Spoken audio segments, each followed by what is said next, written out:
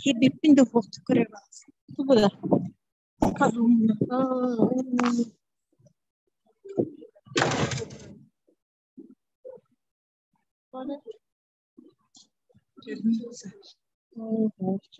Ладно, выкинь было. Тогда звук надо убрать как-то.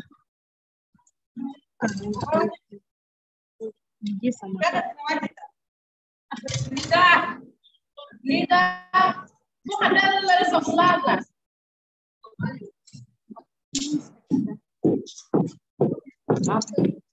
Где?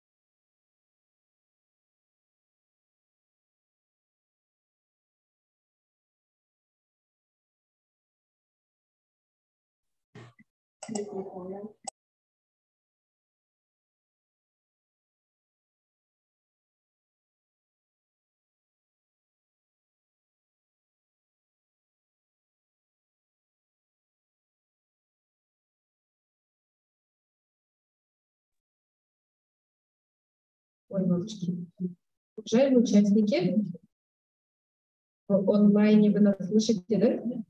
Тоже. У нас есть некоторые трудности с техникой, поэтому как только мы сделаем нормальную потоковую трансляцию, мы начнем. Хорошо? Пожалуйста, пару минут. Пару минут.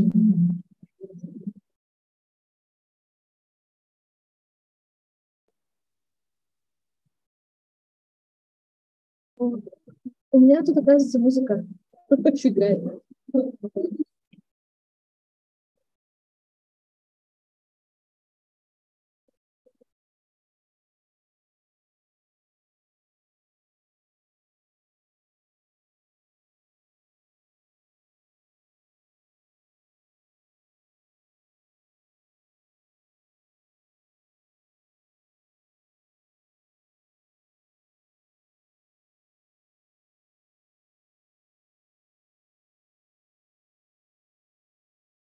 Итак, уважаемые участники, несколько общих моментов. У нас есть отдельный ноутбук с трансляцией, который будет смотреть на вас нашей прекрасной камерой. Вот она.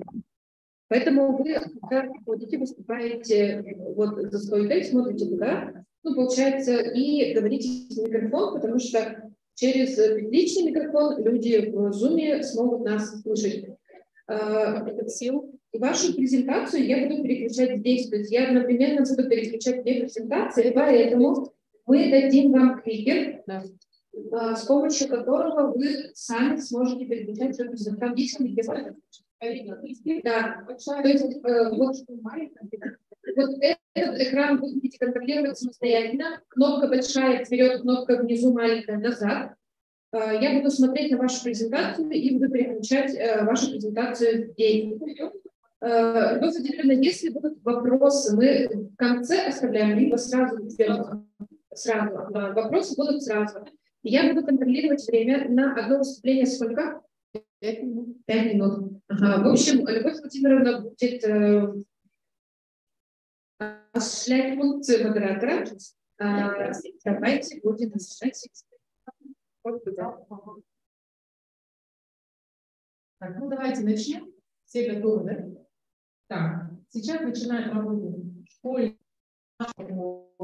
форма инклюзивного образования, проблем, практики и ресурсов. Сегодня мы на заседании говорили о проблемах, о ресурсах инклюзивного образования. Сейчас наступило время поговорить о практиках, конкретных разработках, программах, наглядном методическом материале, может, каких-то методов, приемов работы с детьми с ограниченными возможностями здоровья. И начать работу мы хотим с выступления скорой центральной психолого-медико-педагогической, извиняюсь, территориальной психолого-педагогической комиссии номер 2 города Ирина. Так, я поняла, что да. Презентацию вашу я же пишу. Ну, давайте я начну, пока время уходит, мне сказали, прям 5 минут не больше. Не включила, да?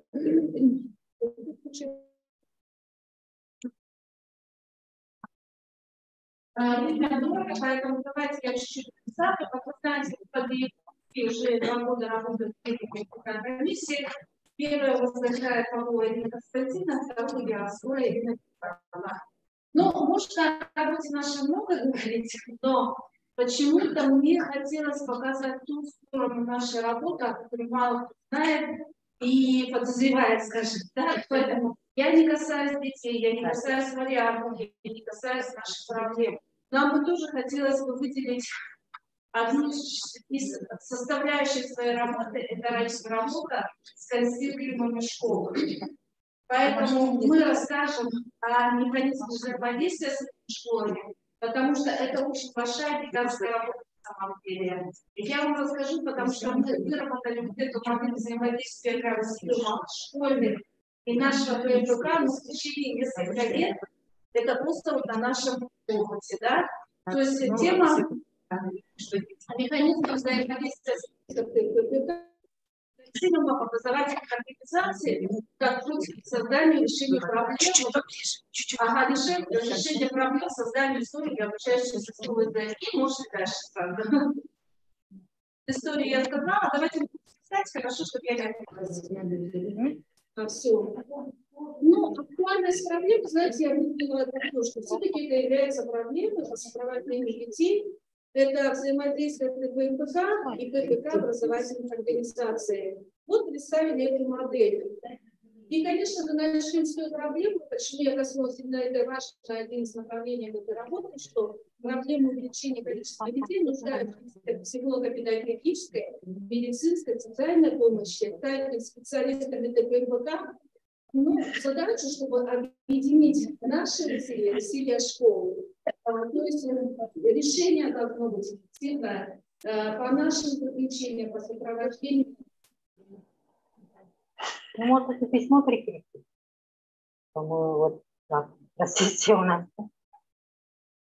Но мы же не должны прямо иметь индикатор отправить. Нет. Мы просто что мы делаем, да? Да, просто информация о письме, что мы соответственно. Ну, ты мне отписала, да? Вот, Я тогда письмо прикреплю, да? В работе и вот завтра назначим. может, если само письмо не нужно, или нам письмо, как приложение будет, да? Или в тексте можно отписать, что у нас запланировано распределение.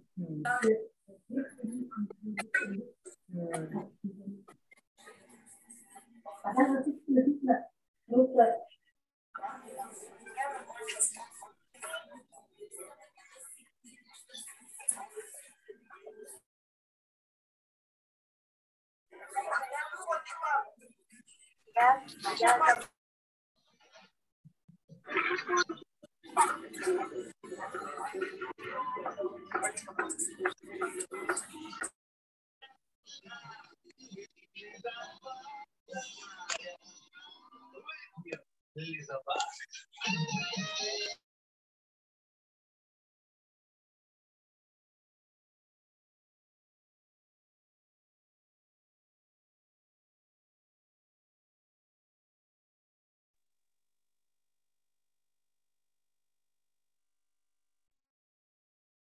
образовательных организаций помочь им добиться результатов, специалисты ПМПК должны зачастую сделать нечто большее, чем просто дать рекомендации.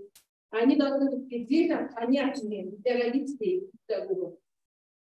То есть в наших заключениях мы всегда добиваемся того, чтобы специалист не был в нашем заключении, стало понятно, что там написано. Также и родители. Мы доносим эту информацию. Дальше. Но тут я хотела похвастаться, ну, с какой организацией, с каким количеством мы работаем, чтобы было понятно. Школьных консилиумов у нас 48. Ну и вот ради интереса, чтобы вы понимали, какую финансовую работу мы проводим. То есть у нас осуществляла только в школе 14 видных заседаний. Ну, это очень много. Дошкольные я не брала, именно чисто по школьным у нас 14 видных заседаний. Поэтому в качестве заседаний, Я не знаю, вот. когда мы приезжаем в школу, нам подходят специалисты, родители, мы никогда не отказываем по поводу сопровождения детей. То есть у нас родители очень сильно радуются, когда мы приходим в школу. Но я думаю, специалисты консилиума тоже, потому что мы за раз охватываем очень большое количество детей, да? Дальше. Ну, в каких-то школах нас очень ждут, поэтому алгоритм взаимодействия, смотрите, мы размеренно отличаемся, потому что все мы люди очень прагматичные, действительно, тем более педагоги, нам надо, чтобы все по этапам было. Поэтому вот такие у нас сроки. То есть организационно-подготовительные. У нас с каждой школой заключаются договора о взаимном сотрудничестве. То есть мы как раз-таки проводим ревизию такую. Потом Также август-сентябрь, ну, это в рамках тоже с консилиумом проработали ту работу, чтобы нам делали заявочку на выезды. Дальше, октябрь, июль у нас очень сильно напряженный, это перенесли чуть дальше. И апрель-май сбор отчетности. Ну, все коротко так, и мы начинаем дальше. Направление, то есть если деятельность ПМПК – это психолого-медико-педагогическое обследование, деятельность ПМПК также ПМПК, извините, вот там это направление детей и подростков, то есть с трудностями в адаптации. Если ПМПК несет информационно-просветительскую помощь родителям, то школы нам доносят количество детей, которые нуждаются в этой помощи. Ну, естественно, мониторинг. То есть в конце года мы обязательно собираем мониторинг по процессу консилиума. И сейчас я об этом скажу. На новшество в этом году. Дальше. Формы взаимодействия. Посмотрите, обратите внимание. По телефону, по электронной почте, через форму обращения на сайте ТПМПК, посредством деловой переписки, очные встречи с администрацией. В особых случаях участие специалистов ТПМПК в решении заседаний ПМПК. Но это касается очень спорных вопросов. То есть школы нас привлекают, когда возникли какие-то спорные вопросы с родителями по поводу сопровождения. Поэтому у нас могут семинары практики. Очень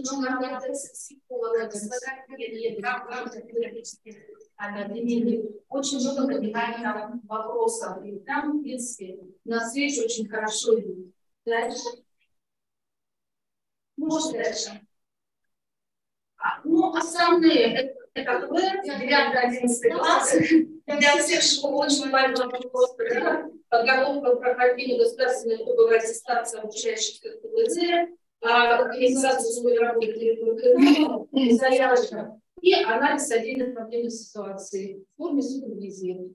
Бывают такие моменты, к сожалению, тоже. Дальше. То есть это два необходимых звена, которые как раз делают сопровождение школ, детей с ТВЗ и нуждающихся в этом детей, адресной помощи всем участникам образовательного процесса. Ведь, смотрите, учитель уже тоже участник образовательного процесса, и мы тоже ему помогаем, да, какими-то своими. Если к нам чисто обращается педагог, не представитель ПМПК консилиума, мы тоже его консультируем, потому что он тоже участник образовательного процесса. И про резолюцию поспешили чуть-чуть два слова. С этого года мы входим, у нас будет отчетность уже в Google форме, Google опросники, мы тоже следим за явлениями. И вот дело, почему я не стала приводить цифры. Цифры, вот вам уже озвучили на пленарном совещании, да, какие. То есть я знаю, что цифры вы знаете все. Вы знаете, сколько в вашей школе таких детей. Вы знаете, что с каждым годом увеличивается количество этих детей. Я просто, у меня пример приведу очень коротко. Если 7 лет назад мы в год смотрели детей с раз 8 человек, то в этом году мы посмотрели 28. Еще они будут. Поэтому и они придут, мы это 7 лет назад очень четко и ясно проговаривали, что они придут в массовые школы. И школам надо уметь учиться и любить работать с этими детьми. И поэтому вот одно из предложений, потому что наша ПМПК, оно как бы лакмусовая бумага между педагогами, родителями школы. И мы сейчас смотрим будущих первоклассников. И родители, почему вот Хамискал организовал очень много мероприятий, я как перед родителями тоже выступала, обеспокоенность купляете ребенку с ограниченными возможностями. Поэтому мы, конечно, просили внести в резолюцию открытие специальных классов в условиях массовых школ по каждому микрорайону и по различным нозологиям. Не только за первым мы берем и РАС, и НОДА, и, конечно же, лучше стало учителей, дефектологов, учителей. И я еще добавлю, Ирина Константиновна просила резолюцию также добавить, чтобы день штат школ, работников медицинских учреждений. которых убрали с какого-то года, и мы это конкретно уже ежедневно чувствуем. Все. Виктор, по поводу открытия специальных коррекционных классов, которые мы начали Да, какие классы в этом году. Слушайте, ну мне ужасно, у меня комиссия с утра была, поэтому мне сказали, я порадовалась. Хотя мне с первого родители сказали. И просто 6 ребят, понимаете, родители знают больше, чем вы иногда. Откуда у меня сам был? Потому что про 39-ю, 5-ю школу мне говорят родители. Еще вот такой вопрос, который хотела задать. Я, конечно, такой ответ знаю, я тоже, чтобы слышали на пятницу, да, кто должен являться председателем школьного ГПК? Директор школы. Об этом неоднократно говорили. Заместитель тоже. Ну, в крайнем случае, в основном директор школы, поэтому мы всегда об этом говорим, по отчетности мы всегда об этом говорим, что директор школы, понимаете, мы когда анализируем работу школ, если директор школы в теме, там проблем меньше. Если директор школы понимает, и дай Бог, что у нас таких директоров много, и сейчас у нас молодые директора, и просто пожелание, чтобы каждый директор закончил курсы по ИКТ, чтобы понимал, какая это проблема, и помогал своим работникам решать. Все идет от директора. Спасибо большое, Ирина Викторовна. Коллеги, у вас есть вопросы, да? Мне можно по резолюции? Один назад. Вот 2 пункта, да, вы предлагаете ввести, да? Вот по первому пункту просто мне интересно, насколько это реально русских эффектологов. Это реально, потому что те школы, которые, давайте приведем, вот Владимировна, 35-ю школу, да, захотели люди, открыли новую школу, ввели ставки, нашли тьютера, ввели дефектолога, нашли логопедов. Все в руках. Я очень желаю, что если есть 39-я школа, представитель, что то же самое они научатся, получится 35-я школа, и что другие школы. Поймите, мои хорошие, дело-то в том, что родители, те СВЗ, если меня сейчас родители слушают, они меня поддержат, они боятся массовой школы. Мы должны прекратить эту ситуацию. То есть мы должны, что ребенок, мамочка ребенка, который живет в Сайсарах, у нее не должна голова болеть, куда идти, 22-летие, в школу только, чтобы она 1 сентября пошла своим ребенком в 20-ю школу и радовалась, потому что ее там подхватят. А у нас родители, к сожалению, часто, мы не пойдем туда, там нету специалистов.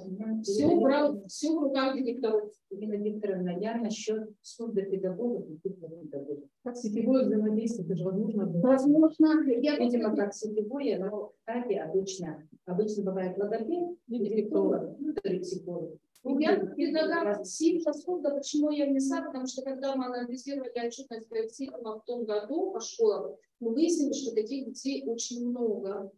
Вот у меня сегодня на комиссии прям была мамочка с массовой школы, слабослышащий ребеночек. И когда мы с ней разговаривали, мы учеников не получают. Потому что если вам уж говорить, что для слабослышащих школу берут только с инвалидностью.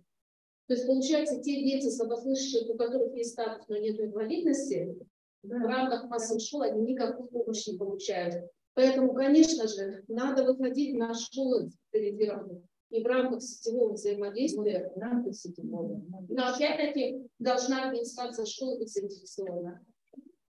Если они будут заинтересованы, я думаю, что все можно решить. Поэтому еще вопросы. Спасибо, Ирина Викторовна. Вопросов больше нет, я так поняла, да? Приглашается Светлана Костеевна Тычкина. Детского подросткового центра города Якутска. Светлана Васильевна работает старшим методистом.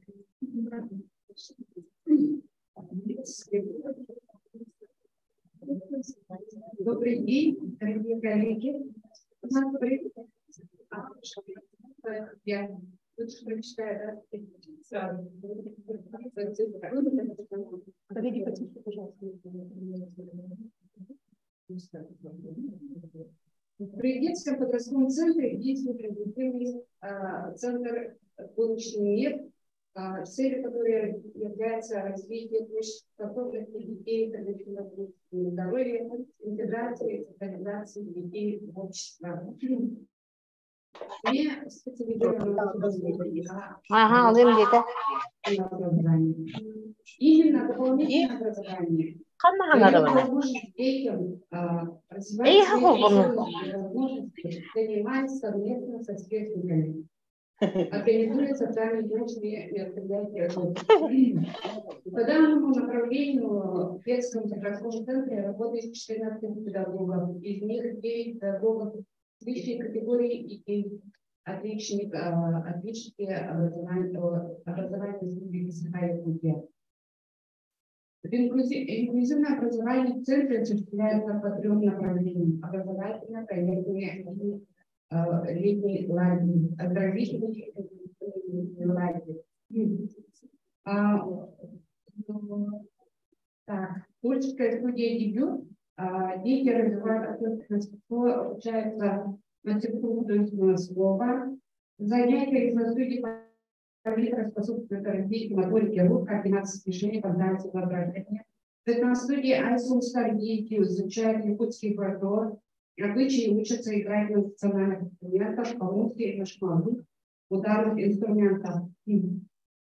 Инклюзивный танцевальный ансамбль «Индегей» — первый высокий ансамбль, в котором занимаются дети, передвигающиеся на колясках.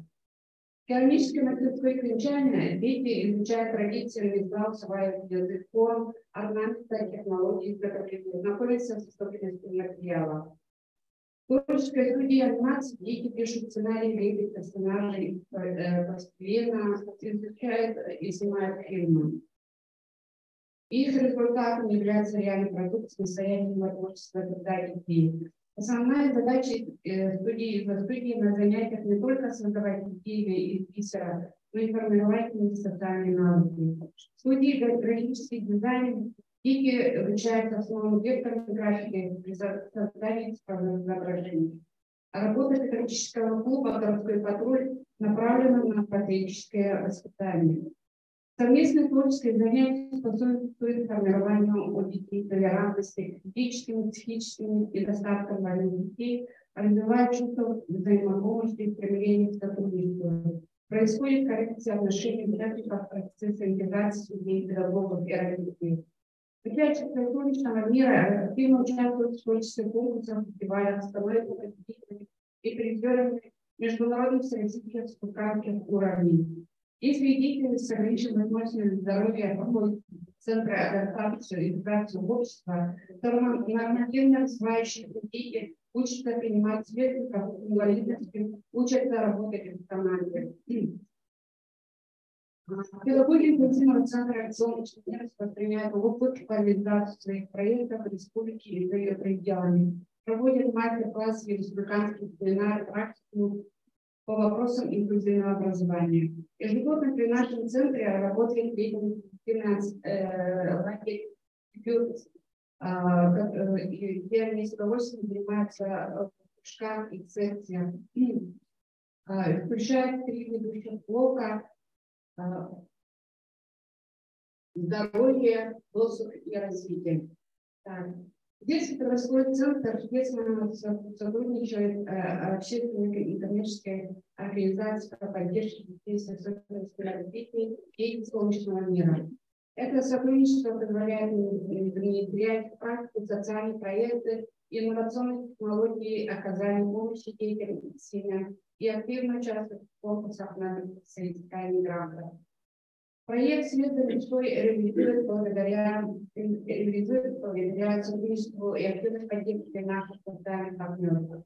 Совместно со сверстниками произведен якутской эстрады и цирка, где дети демонстрируют свои таланты со сцены перед большим количеством зрителей, чувствуют себя настоящими артистами.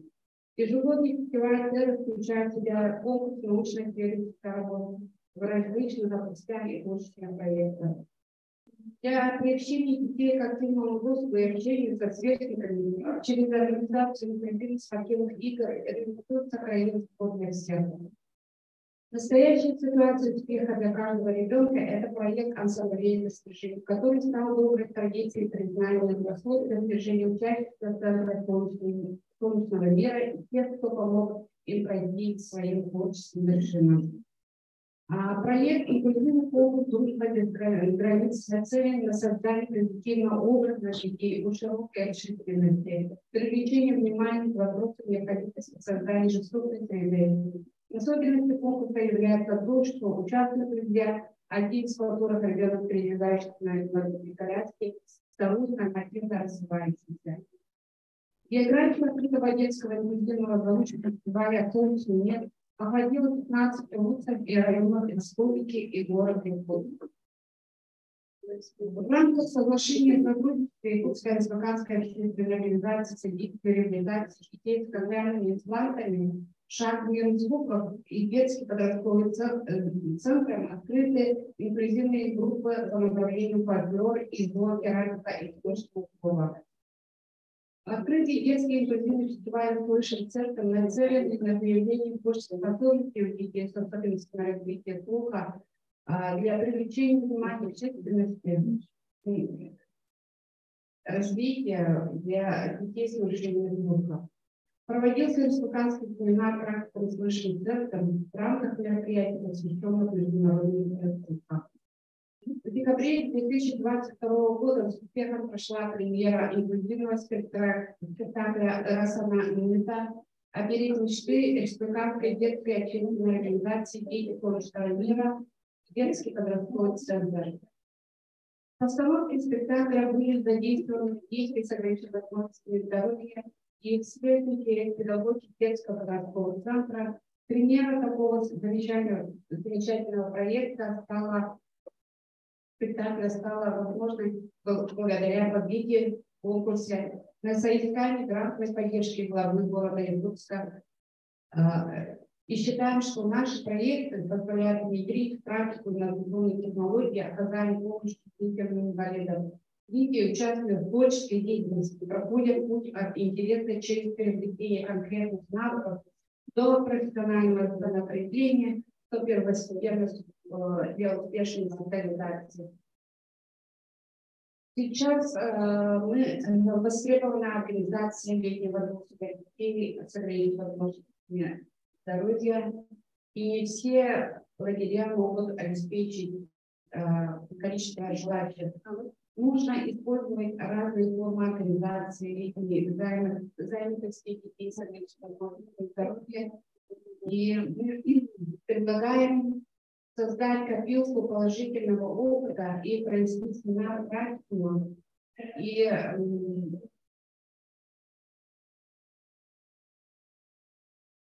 создать лагеря, инклюзивные лагеря, да, в публике побольше, да, и немало важно, что вопрос финансирования таких дней. Спасибо за внимание. Это ваше предложение, да? Ваше предложение, да? Хорошо, спасибо. Есть вопрос, да? Ваш центр инклюзивный или только дети с ограниченными возможностями? Нет, у нас инклюзивный. Полностью инклюзивный. То есть только дети с инвалидностью, да? Или есть здоровье? Дети разные, да? Нормативно развивающиеся дети с инвалидностью. В 2008 года именно создали именно такой центр, чтобы дети занимались вместе, создавали что-то. Спасибо большое. Мы приглашаем Левцову Зинаиду Григорьевну и Тарасову Юрию Павловну, специалистов, учителей, заслуженных специалистов.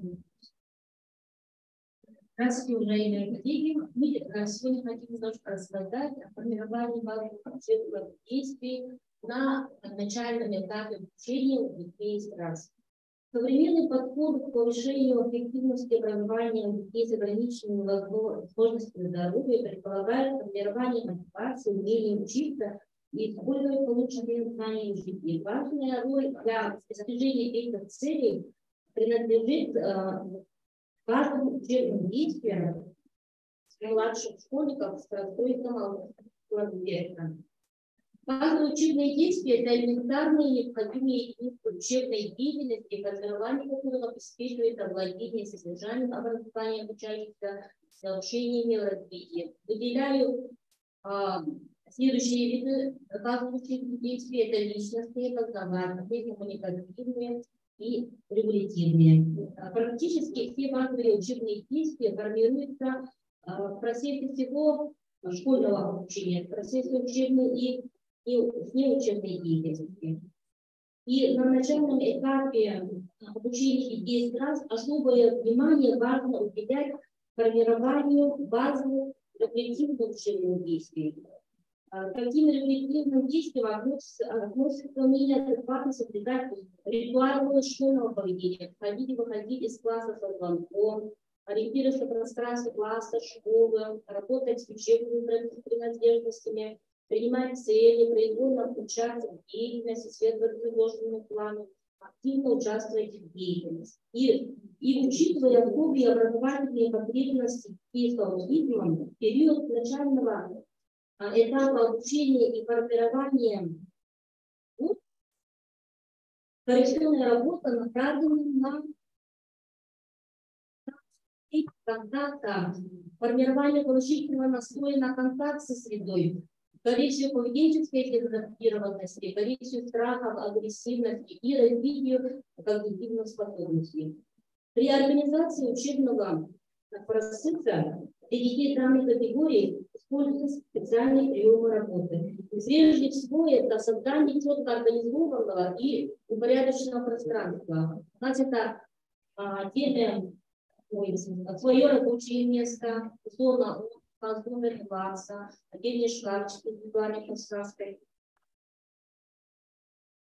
Постепенное и индивидуальное классирование ведения ребенка в ситуацию обучения класса.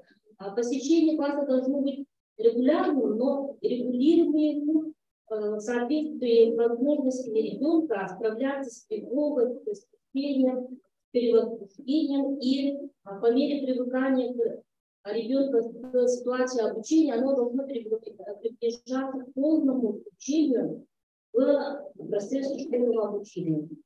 А выбор уроков, которые начинает изучать ребенок, он должен начинаться с тех, где ребенок чувствует себя уверенным, более успешным, заинтересованным. Поэтому мы начинали с творческих уроков, потому что именно занятие творчеством содействует созданию ощущения наибольшего комфорта для детей страха. Очень важна визуализация всего пребывания ребенка в школе, который обеспечивает предсказуемость событий. Мы используем визуальное расписание, визуализации всего учебного дня, визуализации действий. На уроках используем таймер со звуковым сигналом. Особую роль играет согласованность действий педагогов и родителей. Наибольшая эффективность при обучении детей страха достигается при скоординированных действиях всех участников образовательного процесса. Педагогам и родителям необходимо выработать единое понимание и стратегию действий в отношении того, чему обучать ребенка, как его обучать и как преодолевать трудности, которые возникают в процессе обучения.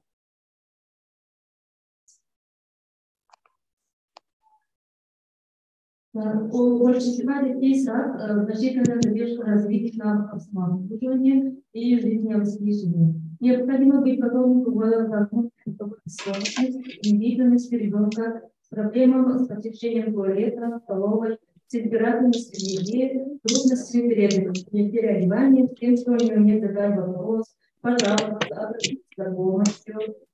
Поступление в школу обучено ребенка на преодоление этих. И мы как поддерживаем и развиваем социальные бытовые навыки. Ребенок сразу нуждается, по крайней мере, на первых порах в специальной обязательном времени, вовлечении его в привычные занятия, позволяющие ему отдохнуть и при возможности включиться во взаимодействие с другими детьми.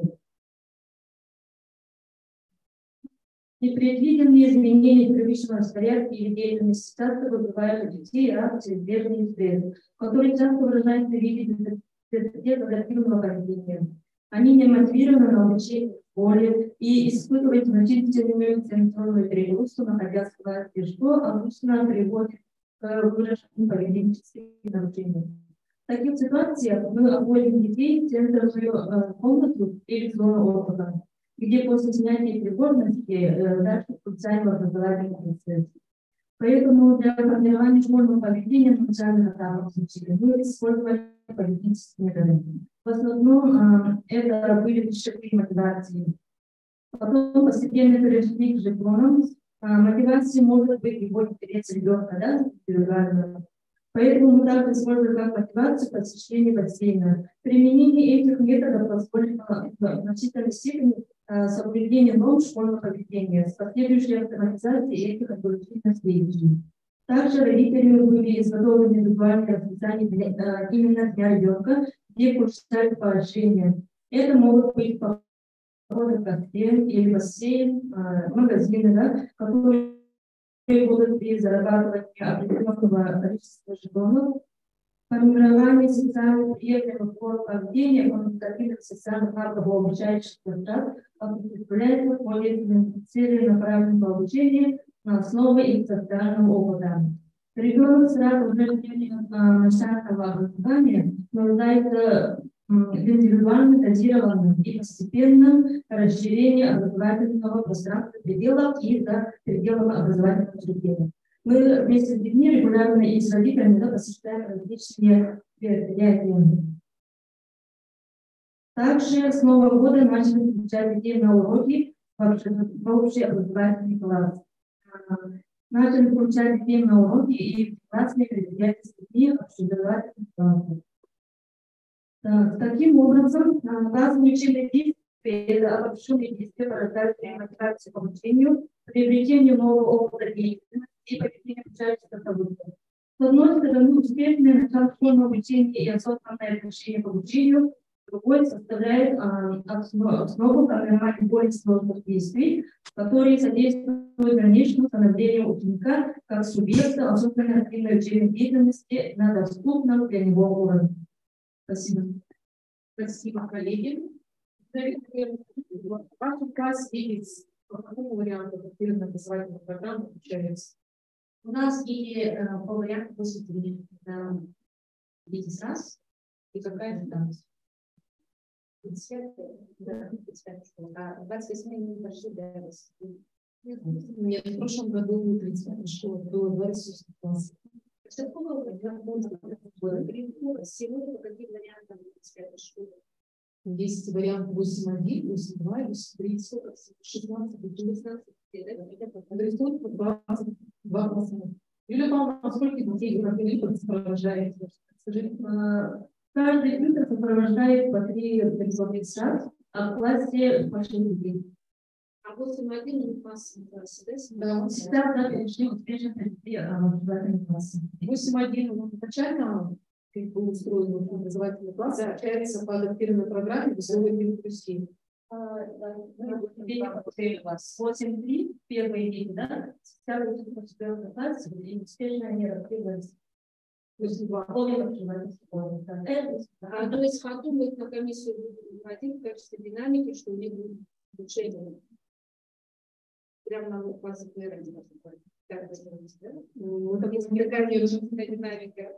Нет, просто дети с вариантом 8.2, у них есть возможность прийти учиться в общеобразовательный класс в условиях адаптации. А вот 8.3.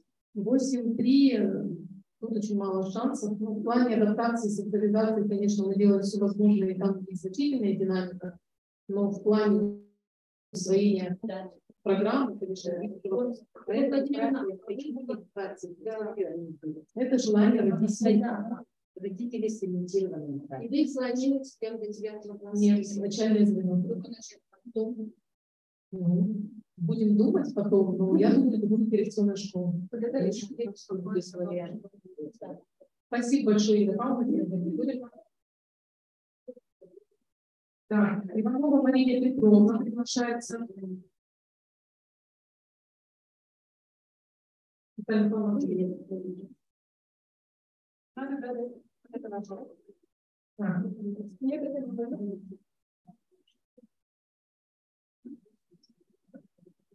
Тут ваша фамилия? Нет? Нет.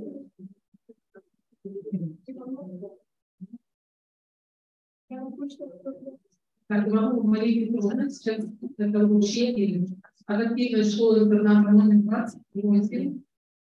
Она нам расскажет про использование индивидуального воспитания в процессе обучения детей с расстройством аутистического спектра. Педагоги школы разработали визуальный. Сейчас вот это находится. Да, первый.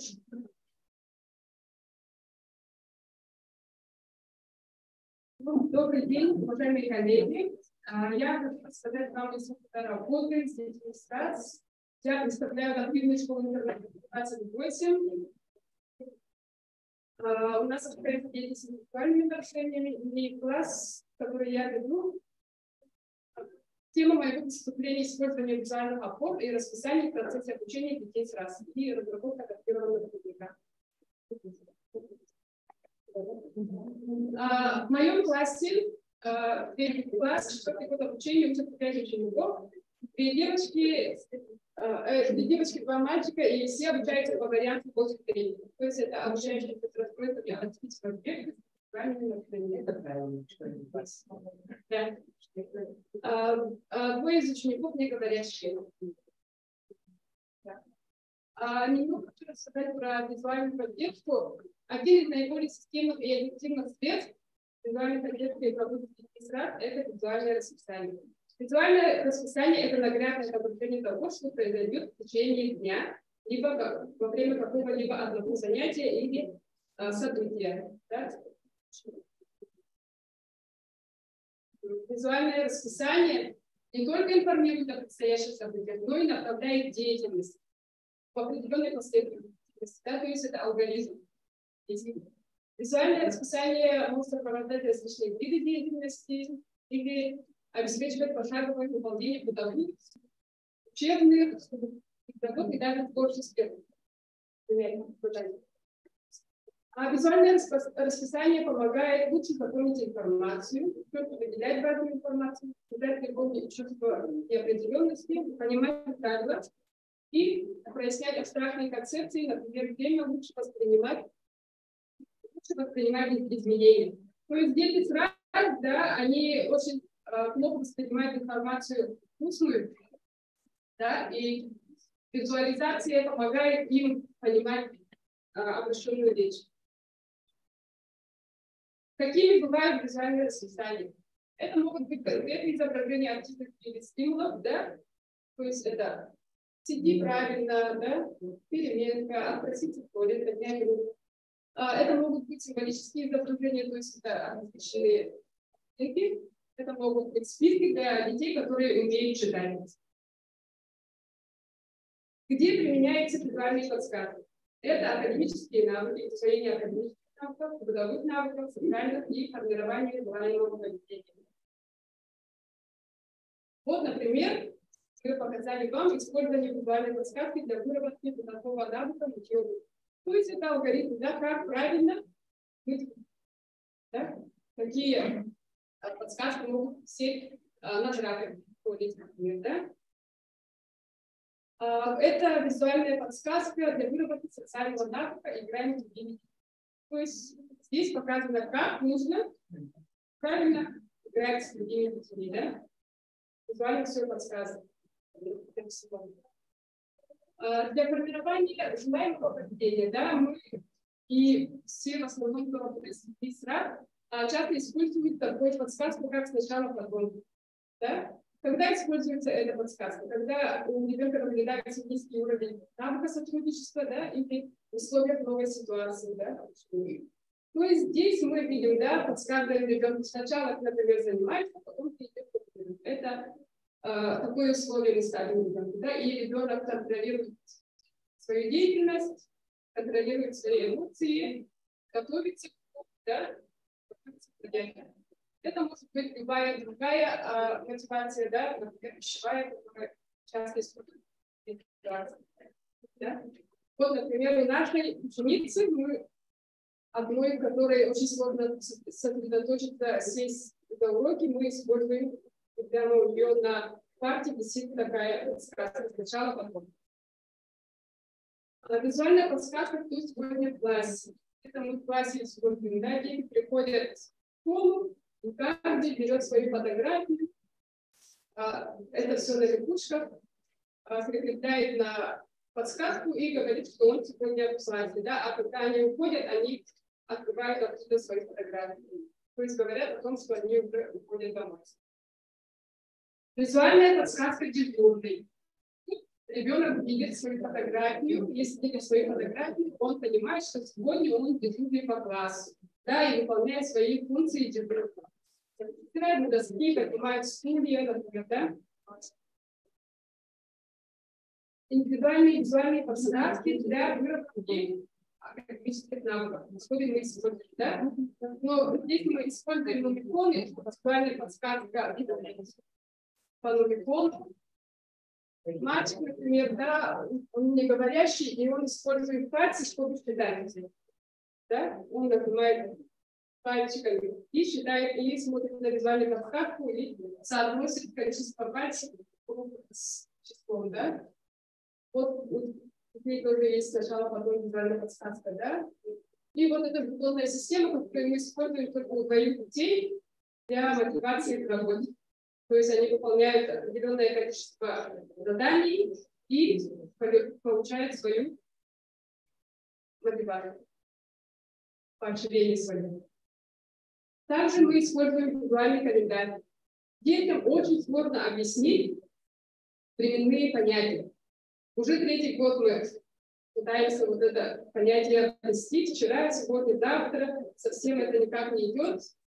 И есть у нас такая визуальная подсказка, и каждый день во время первого блока мы проставляем число, проговариваем, говорим, например, сегодня, 10 декабря, время года и какая сегодня погода. Так, визуальное расписание уроков. Мы используем это визуальное расписание уроков с самого начала обучения, то есть оно висит на доске, и дети видят, сколько уроков прошло, сколько уроков осталось. Если появляется на доске сейчас физкультура, да, они начинают готовиться к тому, что надо переодеваться. То есть это уже самостоятельность, да. И бывает такое, если они плохо себя чувствуют, они ждут, когда закончатся уроки, когда надо собираться домой. Да? И видят, сколько уроков осталось до конца учебного дня. Да. Также после того, как вы внедрили в работу визуальное расписание уроков, мы разработали такие индивидуальные визуальные расписания. Да? Чем же оно отличается?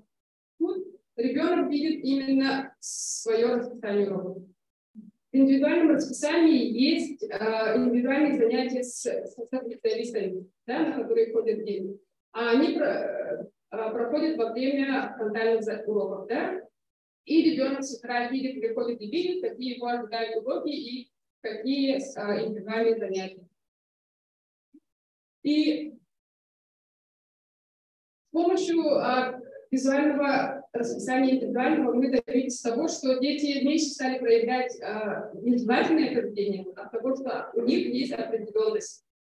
Определенность для детей сразу очень важна. Им нужна вот эта структурированная среда, им важно знать, что их ждет во время определенного времени. Да? И вот это расписание нам помогло детей как-то направить, как-то их улучшить самостоятельность.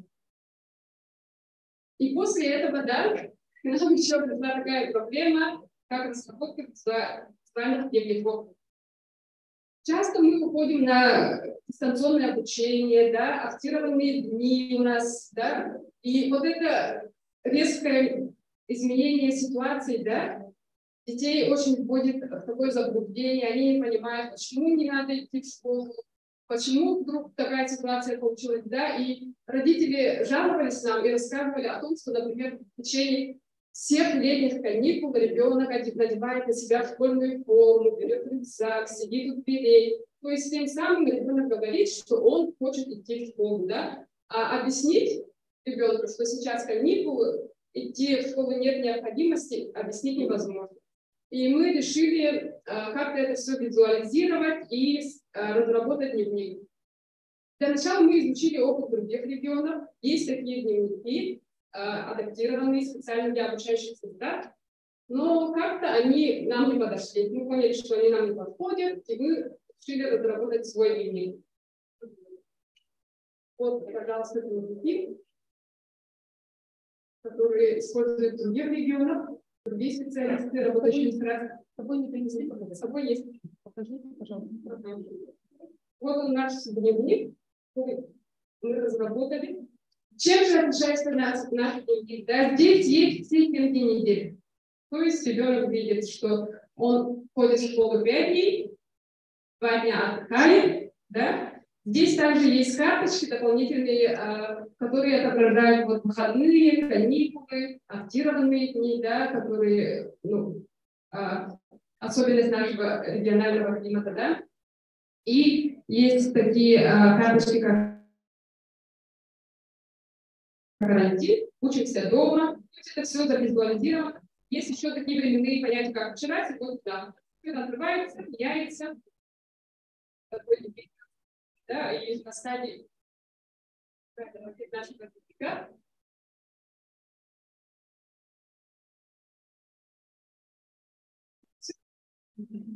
данное время дневник находится на апробации, и мы очень надеемся, что этот дневник поможет нам и родителям улучшить качество. Мария Петровна, расскажите, пожалуйста, программу. Да. С этим дневником, да, с этим проектом мы участвовали в акселераторе социальных проектов от Transform Plus и выиграли грант на реализацию своего проекта. Сейчас у нас есть возможность все это отпечатать и раздать всем ученикам и апробировать. Коллеги, у вас есть вопросы? Есть. Давайте. Скажите, пожалуйста, ваши дети дополнительно терапию посещают либо какие-то занятия? Нет, у нас в школе это не предусмотрено, у нас не ресурсный класс. Ну, они нет, как я знаю, нет. То есть только на реабилитацию. Или на школу, и на реабилитацию. То есть у вас пока не с чем сравнить. То есть, допустим, есть дети, которые могли выходить к вам на терапию, но у вас сейчас дети только, которые ходят в школу. Да. И второй вопрос. Вы берете ли супервизии вот, по тому, как работать с социальным расписанием? То есть у нас только методик по... Нет, но просто в этом году, в прошлом году, да, мы когда инициировали и создали ассоциацию «Рассвет», мы, то есть, представили опыт своей работы, да, и после того, как мы поучаствовали в акселераторе, да, пришел запрос, очень много запросов стало приходить, и мы стали делиться опытом с другими городами, с другими вузами, да, с опытом работы именно нашим по использованию расписаний и А я почему уточнила? Дело в том, что у нас в рамках гранта заложена некоторая распечатка и ламинация пособий для тьюторов, которые будут, которые будут преподавать. Поэтому, если у вас есть потребность в том, чтобы на цветном хорошем принтере распечатать и ламинировать, спасибо. Спасибо. Вопросов нет, да? Спасибо большое, Мария Петровна. Так, а сейчас мы приглашаем тьюторов школы номер 35, Варвару Ивановну, Ведушеву Марию Николаевну. Они нам тоже расскажут про использование визуальных карты, нового публичного результата, будет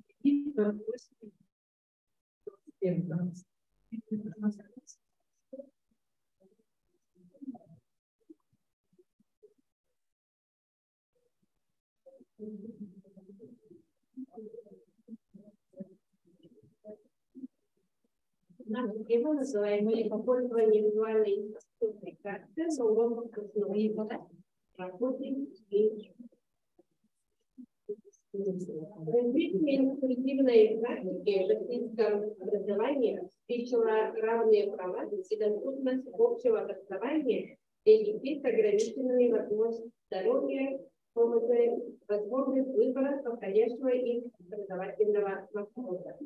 Дети с расстройствами аутистического спектра представляет собой новую категорию детей. И в современных условиях любой педагог в школе может встретить ребенка с расстройством аутистического спектра и должен быть готов создать условия для качественного образования. Вот как мы...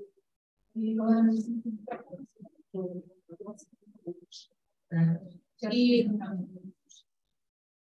вы говорите, что 2 года назад наше обычное образование в школе относились сразу 2 класса, присутствует класса, теперь стали обучаться дети с расстройством аутистического спектра. И мы там работаем дальше.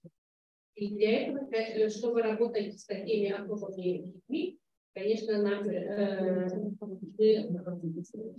работаем над своим образованием, изучаем много таких мероприятий и изучаем даже литературу.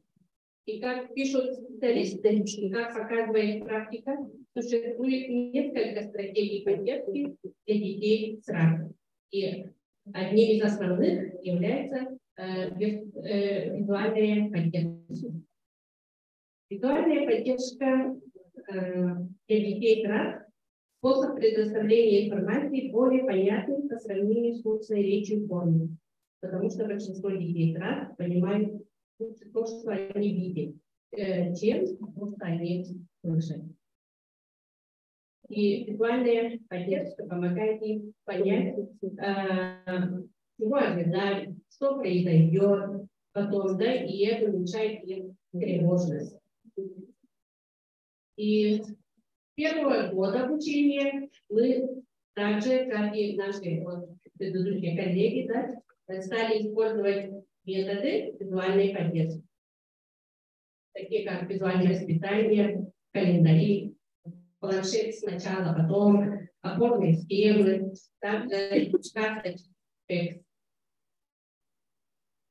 И в связи с тяжестью аутистических проблем и степенью нарушения психического развития выделяется несколько групп детей, которые отличаются целостными системными поведения, избирательностью взаимодействия с окружающими способами самостимуляции, уровнем психологического развития. И именно это он должен помочь в освоении соответствующих системных программ, преодолении трудностей в обучении, да, адаптировать эти программы и учебный материал с опорой на зоны ближайшего развития ребенка. И практическое решение выбранной нами проблемы оно осуществлялось через создание визуальных инструкционных карт. И мы начали это изготовлять, составлять визуальные инструкционные карты на уроках ручного труда.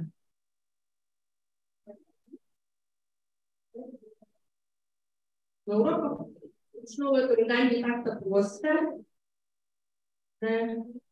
организовать учащихся, поэтому мы помогаем планомерному, последовательному выполнению заданий для того, чтобы начать занятия, даем четкую, короткую, простую инструкцию.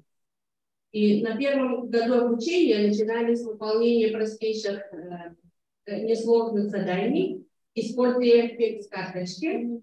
И, например, вот обвести, да, наклеить, приклеить, мять и так далее, раскатать. Да. И работа здесь, здесь у нас показана работа с пластилином. И работа с пластилином, оно такой материал, который позволяет развивать тактильную чувствительность, силу кисти и пальцев, мелкую моторику, да, и рекомендуется развивать вот такие навыки раскатывания по поверхности, раскатывания между ладонями, отщипывания и так далее, закручивание, да. разбучивание. И далее постепенно усложняли задание, где несколько карт, чтобы выработать навыки концентрировать внимание на выполнение последовательных цепочки действий. Да? Например, мяч, там, допустим, мяч, слепи, там, резать, приклей, уже несколько, обведи, раскрась. И таким образом постепенно и конкурентно возможностям ребенка развивается тактильная чувствительность, мелкая моторика, что должен способствовать развитию памяти, внимания. Ну, конечно, особо нужно отметить, что все эти этапы нужно сопровождать эмоциональным включением компьютера. Да? Необходимо добиваться эмоционального отклика от учащегося, все время подбадривать, хвалить, ну и в некоторых случаях и простимулировать. Далее, с учетом индивидуального социального корректора, обучающего сестра, работали это подробные, которые отображают все действия и отображают действия. Вот, допустим, например, на уроке ручного труда переработки постепенного потребления. Вот первая карточка, это у нас получается подробная карта. Вначале вот мы показываем,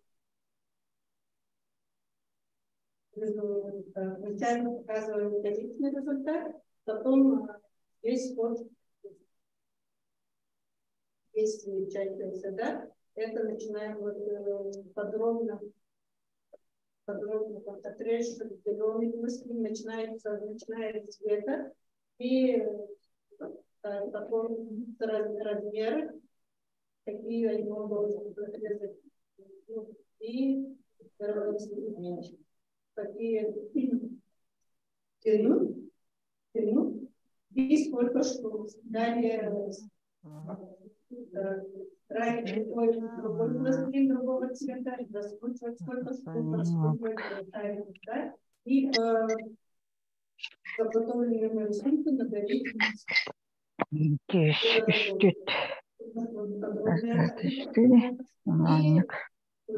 нас сокращенная карта, и тут тоже начинаем показывать результаты продукта, да? Продукта. И вот на стандартной карте, клеточки, мы уже там будет сокращенно. На клеточку мы можем дать две команды, да? Отрежь пластилин зеленый, это раскрутить пластилин разных размеров и так раскатать шарики. Тут вторая карточка у нас сокращенная. Подробная карта у нас подходит для глубоко аутичных людей при отсутствии активной реакции на происходящее, чтобы постепенно людей подвигли в более тонкое взаимодействие с интернетом.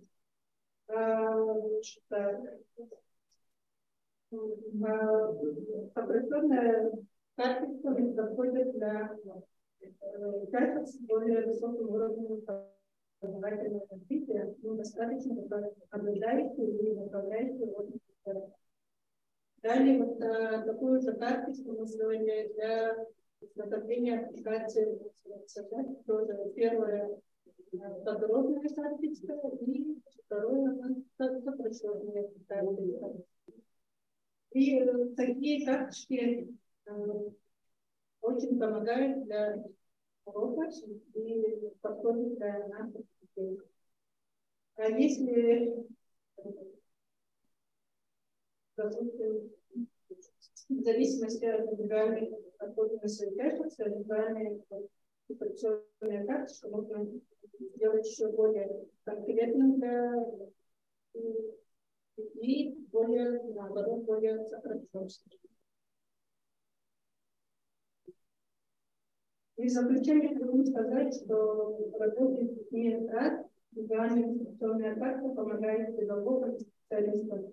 Старайтесь меньше времени на повторение требований, не брать необходимых определенной степени помощи, быть более последовательными и самостоятельными в процессе обучения.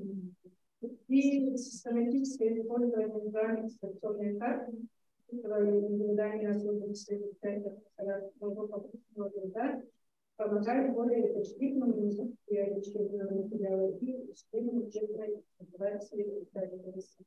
Спасибо. Спасибо, коллеги. Вопросы? Есть вопросы? Если позволите, у меня прочий вопрос. Скажите, пожалуйста, среди ваших воспитанников есть те, кто помимо школы занимается арт-терапией? Да, есть. Видите ли вы разницу или принципиальное отличие среди тех ребят, кто посещает арт-терапию, и тех, кто не посещает? Только это. Да? Потому что когда они занимаются, они уже знают, да? Могут контролировать свои движения. Контролировать свои действия, понимать наши инструкции, команды, можно сказать, да? И если ребенок приходит без подготовки, это сразу. Ведете ли вы какой-то диалог с частными специалистами, у которых занимаются ваши дети, или такого нет? Да.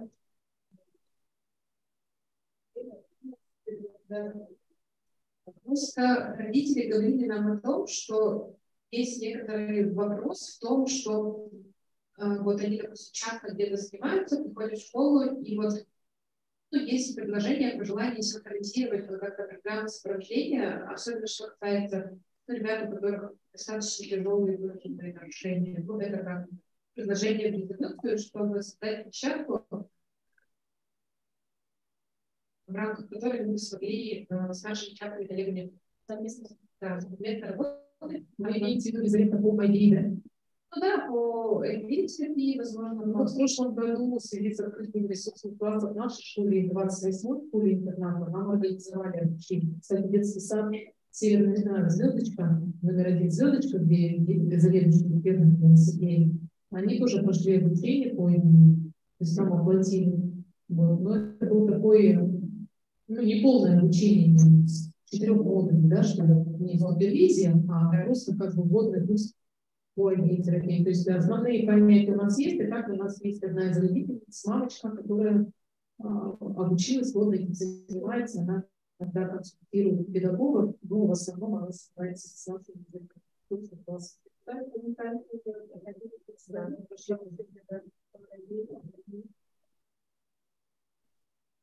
Нет, я не к тому, что нужно обучаться, я к тому, что вот у нас у специалистов, психологов, логопедов, диетологов, когда не хватает в первую очередь опыта, мы раньше называли это просто наставничеством, да, и первый вот вопрос, либо предложение родителей, это то, что нужно обсуждать то, как ребенок занимается с частным специалистом, и корректировать программу в детском саду, либо в школе. И второе, это то, что нужно понять, как нам финансировать наши затраты по супервизии. То есть, допустим, в других школах мы изучали опыт там прям родители скидываются и платят за супервизии педагогов, которые не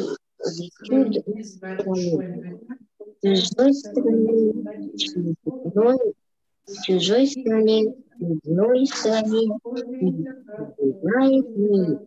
Ой, тебе не темные утро. Я не говорю, что надо узнать для всех детей, просто было как-то предложение, когда был такой центр психологической поддержки, Любовь, я Наталья, очень помню, то, что это же нет вообще стандарта, условно говоря. Но, тем не менее, был вопрос о том, чтобы разработать простандарт специалистов, сопровождающего ребенка с травмой. В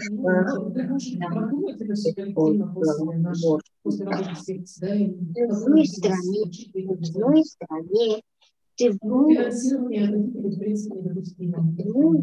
Вопрос по теме выступления, да? Очень хорошо благодарность, да, вы применяете работу с детьми с аутистического спектра. Хотелось бы уточнить, все-таки вот эти карточки, да, вот эти, как у нас старые технологические карты в школах, применяются в работе с детьми с каким вариантом обучения?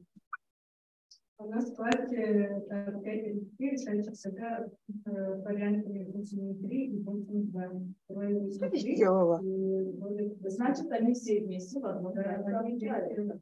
8.2 и 8.3.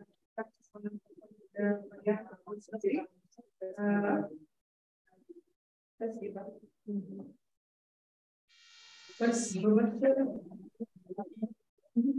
Продолжается Наталья Михайловна Азарова, она учитель 4 класса адаптивной школы-интерната номер 28. Добрый день всем слушателям.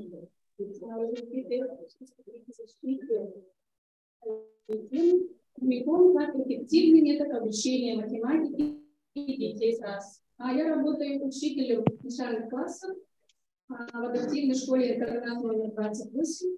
В моем классе обучается 5 детей с РАС. Не секрет, что обучение детей с РАС требует особого подхода. В силу своих особенностей дети сталкиваются, конечно, с большими трудностями при обучении в целом и, конечно же, особенно при изучении математики по понятным причинам. Плюс в данной категории детей очень сложно установить контакт и получить от них обратную какую-то связь, да? Вообще, понимают они тему, усваивают они ее или нет. Поэтому мы, дефектологи, находимся в постоянном поиске путей совершенствования процесса их обучения.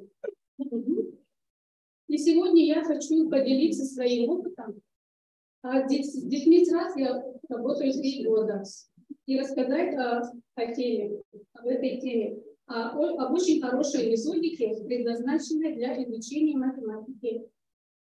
Так, пожалуйста. В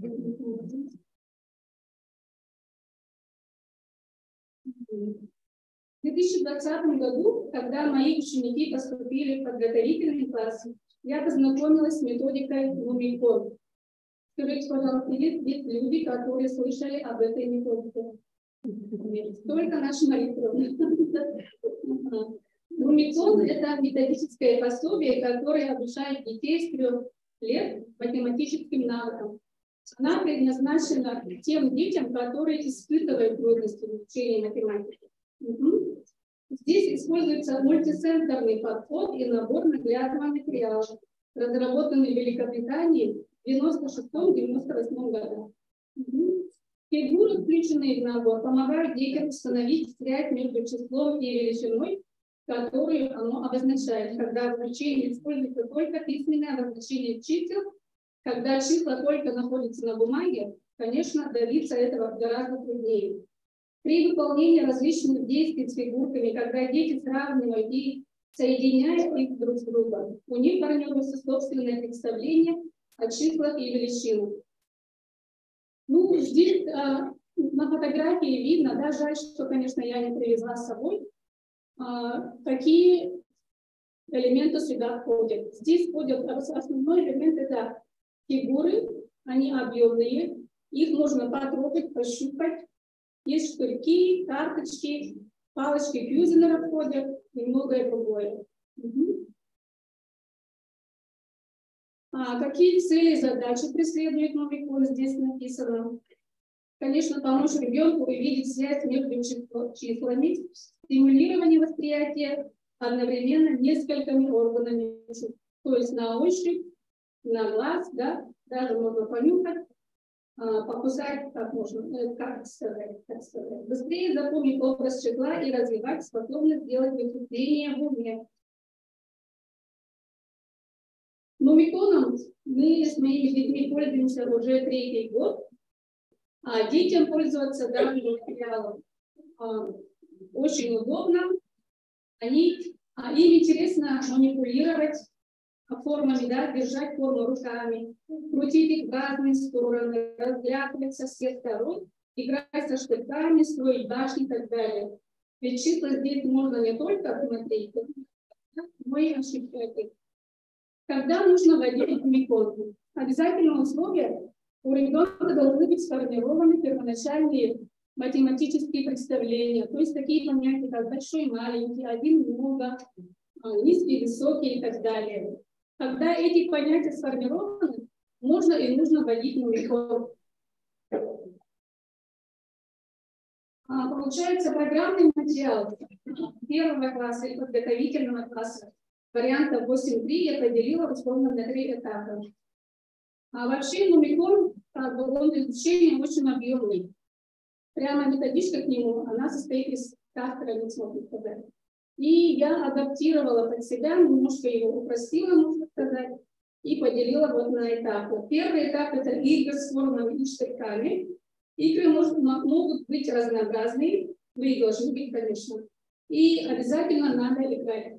Если мы пропустим игровой этап, ребенок будет играть на других этапах, и это будет ему мешать усваивать тему. Примерно можно играть около месяца, плюс-минус, смотря на особенности своих детей.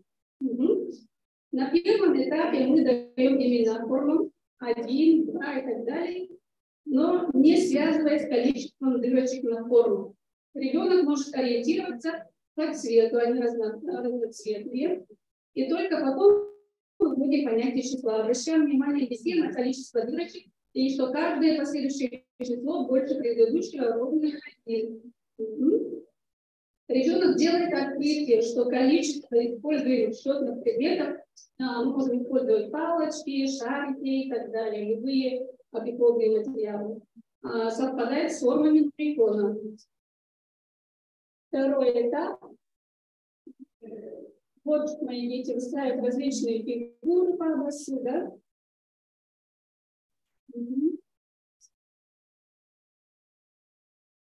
Здесь уже видели понятие числа.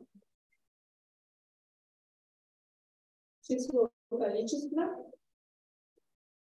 И второй этап, это здесь мы изучаем такие темы, как соседи числа, сравнение. Сравнение больше-меньше или равно. Это очень сложное понятие. Особенно вот галочки, они детям совсем непонятные. И адаптируя материал, тоже мы ввели галочку в виде пасти крокодила. Потому что крокодил, хищник, он любит кушать много.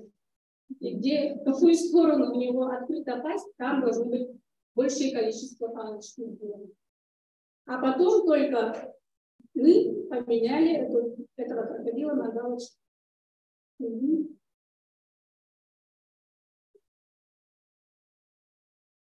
Также для сравнения можно использовать весы. В набор нумикона входят весы. И детям наглядно видно, какое число тяжелее, больше, да? Очень интересно. И, конечно же, должна быть генерализация условных навыков. Что такое генерализация? Мы обязательно должны переносить условные знания на другие условия, другим учителям. Такую же тему ребенок может, например, попробовать, да, то, что он умеет, в другом месте, в другое время. Если ребенок не может переносить свои знания, тогда мы, к сожалению, можем сделать вывод, что недостаточно ребенок помнит. Так.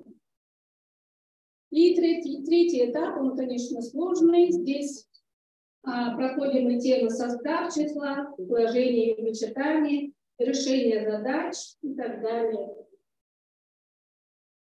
Формы очень удобно накладываются друг на друга. И состав числа наглядно очень хорошо видно. Например, на форму 5 мы положим форму 3 и форму 2.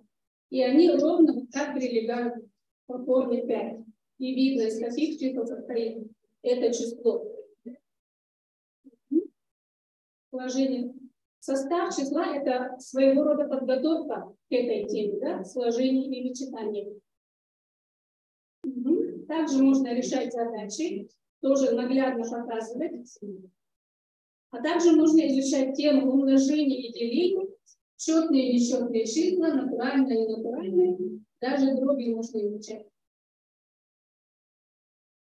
Таким образом, дети постепенно начинают понимать и усваивать программный материал. Ну, во всяком случае, это дается полегче. Да? А каждый на своем темпе. На данном этапе некоторые из них уже умеют, из моих учеников, безошибочно называть формы, соотносить число на карточке с формой нумериконом, составлять количество предметов формами и числами, решать примеры на сложении и вычитании пределов 5, 10, 30 даже, и находить соседей числа и так далее. Применение нумерикона дает возможность развивать математические представления, графические навыки, творческие способности, речевую активность. И также хочу дополнить, что сам набор, пособие или сборник, да, заданий, которые можно делать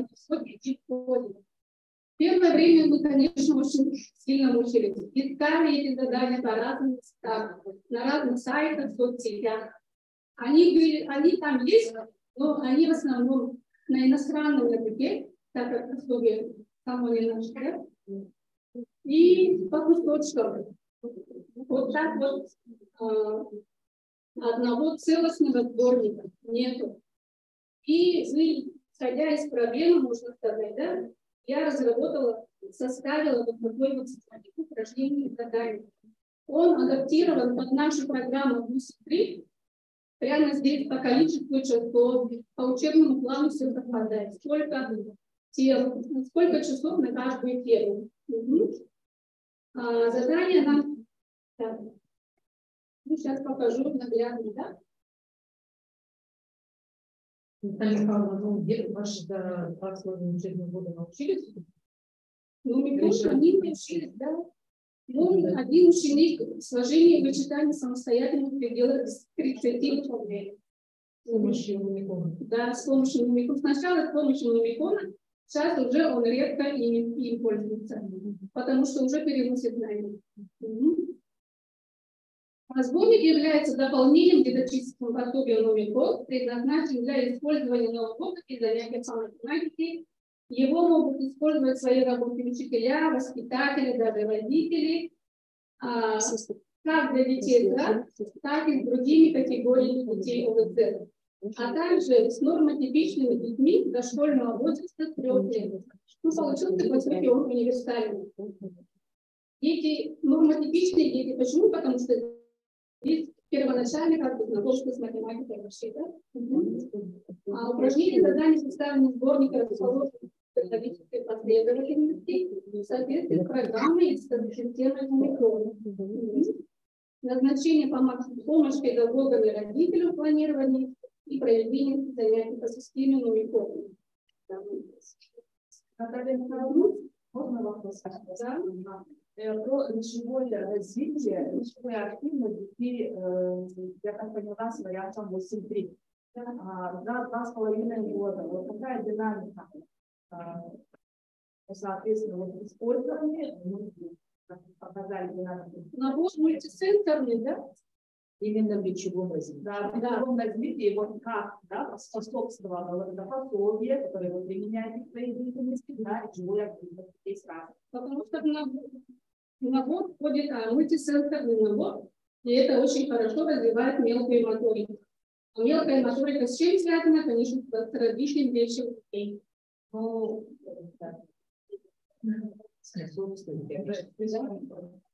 Ну, на фотографии, может быть, не видно, да, что там входят штырьки. Эти штырьки можно вбивать в пальцы, там есть дырочки. Во время деятельности, да, они очищают действия, Там даются паспортные какие-то, да, шаблоны речевые для развития вот после 2,5 лет речевой речи. Конечно, оно побуждает детей, чтобы сказать. Но это, конечно, от учителя зависит, от того, как учитель все будет строить и как логически связывать. Какие-то ситуации нужно придумывать. В конце концов, стихи включать. Элементарно, да? Спасибо. Спасибо, Наталья Павловна. Приглашается Алексей Васильевна, Александра Ивановна. Пока коллеги у нас открывают презентацию, я бы хотела, чтобы у нас на секции присутствуют эксперты педагогического института, и это по сопоставлению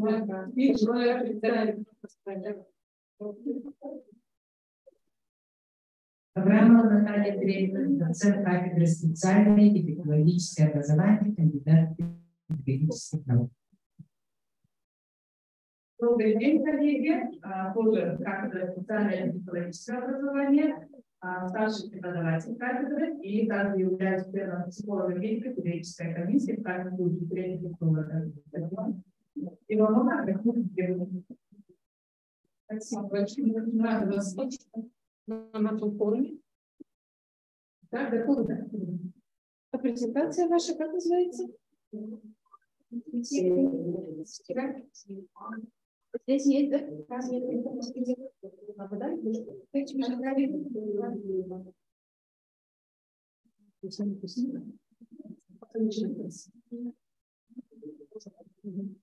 Микрофон.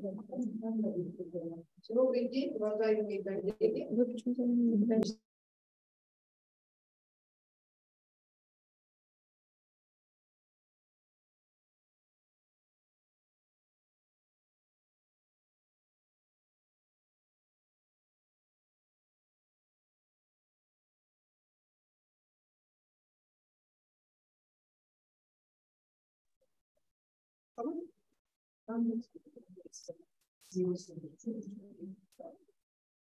Цель социализации и в инклюзивном образовательном пространстве, актуальность объединения единых творческих программах людей с ограниченными возможностями инвалидов и ровесников.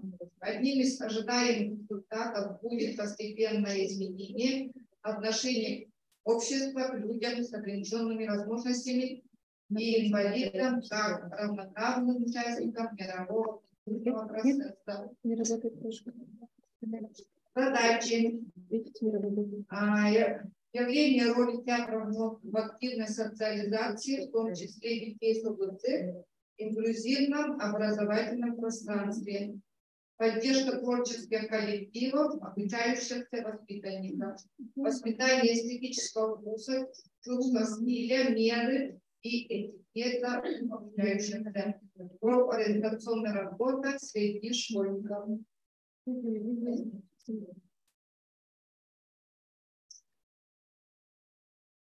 Первый год обучения. Во время занятий учитель должен давать задания, так, чтобы ребенок сначала мог больше работать головой, чем руками. Ученик должен ясно предоставить конечный результат. Спроектировать продукт труда, спланировать трудовой процесс, продумать организацию трудового места, осмыслить последовательность технологических операций, провести самоконтроль над своим трудом. В первом году обучения учащиеся получают элементарные навыки работы с перестройкой, овладевают способами нарезания, составлением эскиза, переводом орнаментов на материал, изучают значение орнаментов, учащиеся изготавливают простые изделия, бересты, кулоны, магнитики, также детали, украшения, аксессуары. Работа над созданием эскизов национальных костюмов, изготовлением упряжки, расстройки, подготовленные мелкие детали костюмов по технике УБТ. Во втором году обучения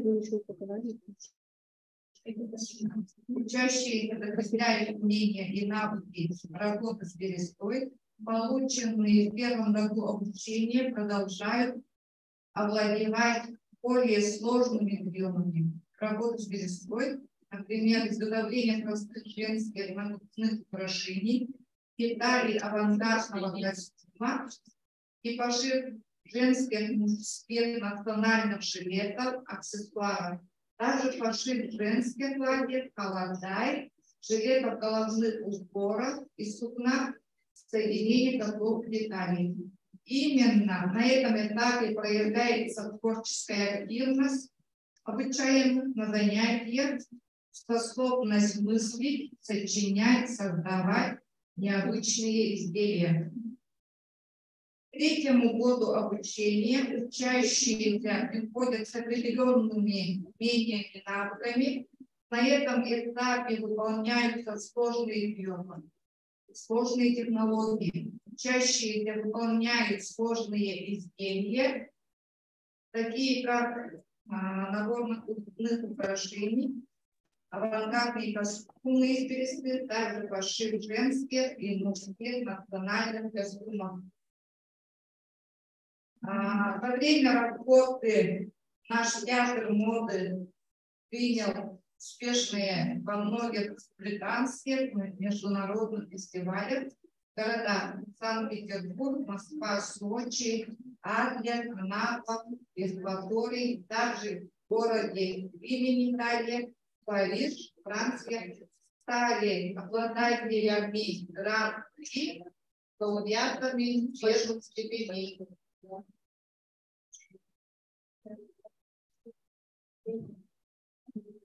Презентацию немножко с опозданием выпустили.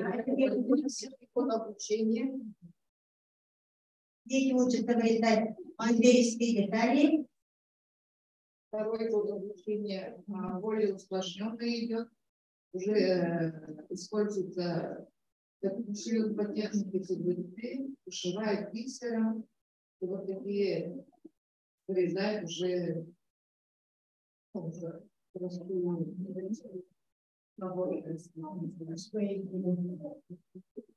Третий год обучения уже более усложненное. Дети шьют холода, жилеты. Вот там детальность, которые шили техники бюджеты и вышивают бисером. Пролистайте, написайте. Вот уже готовые изделия.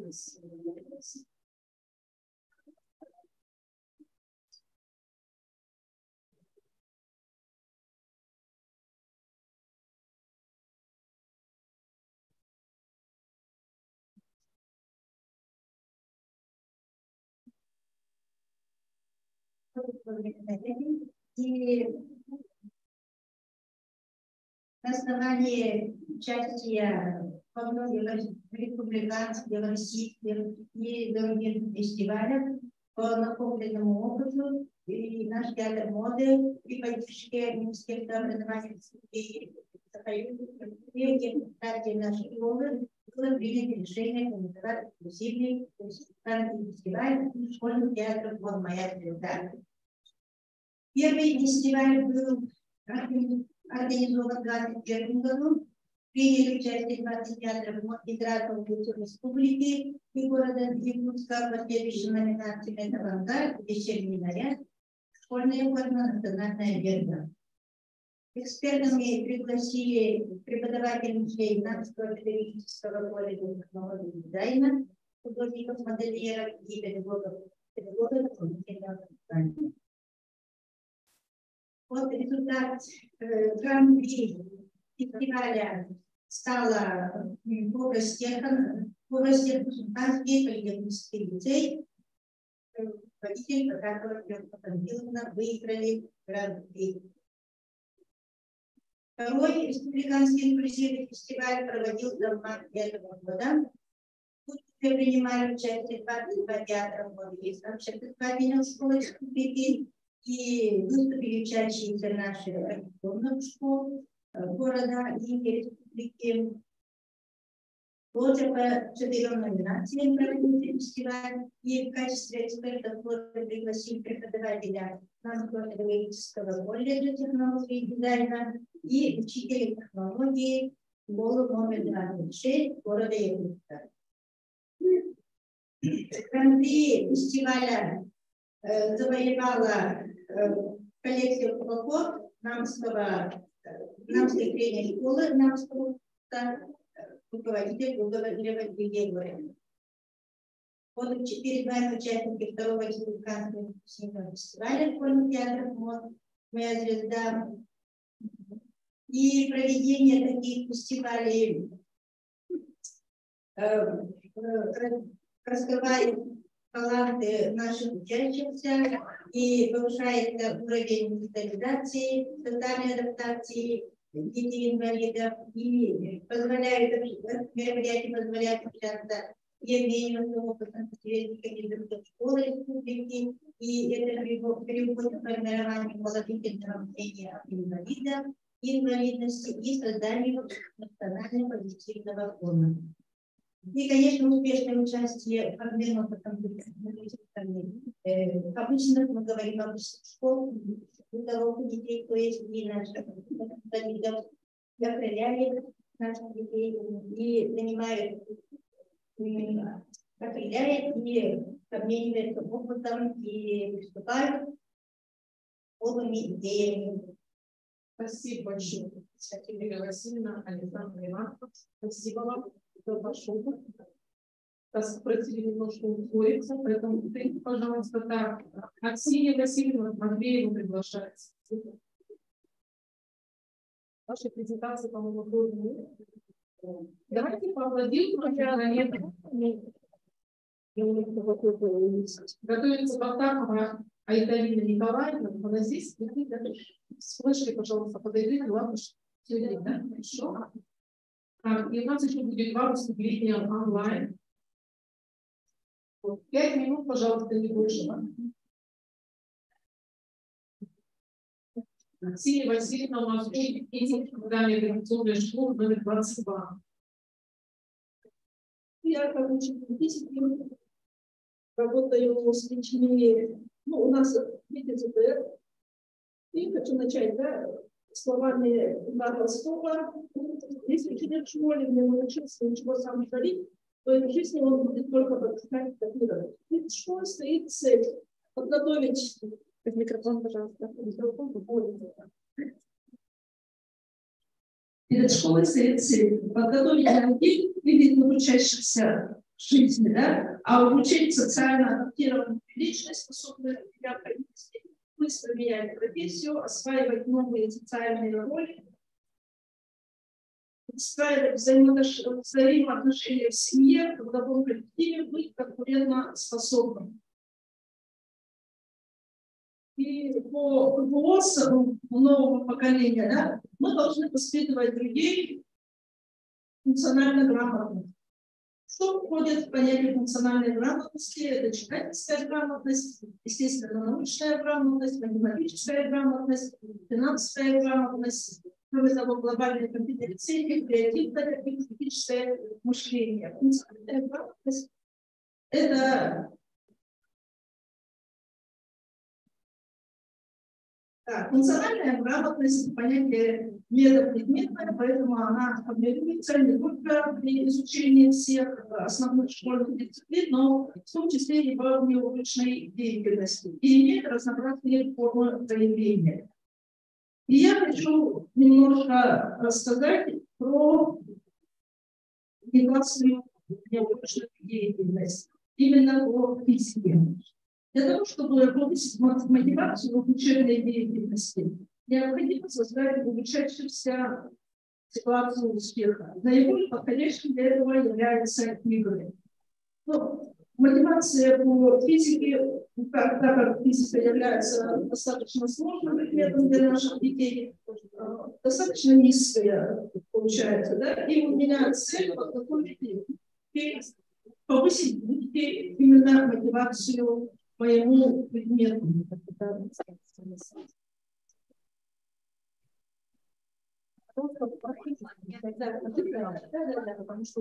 Значит, неурочная деятельность, что у меня есть, да, есть постоянно, это по физике, из-за того, что мы часто уходили на дистанционное обучение, у меня домашние мини-лабораторные работы, комбинированные, это предметные недели, там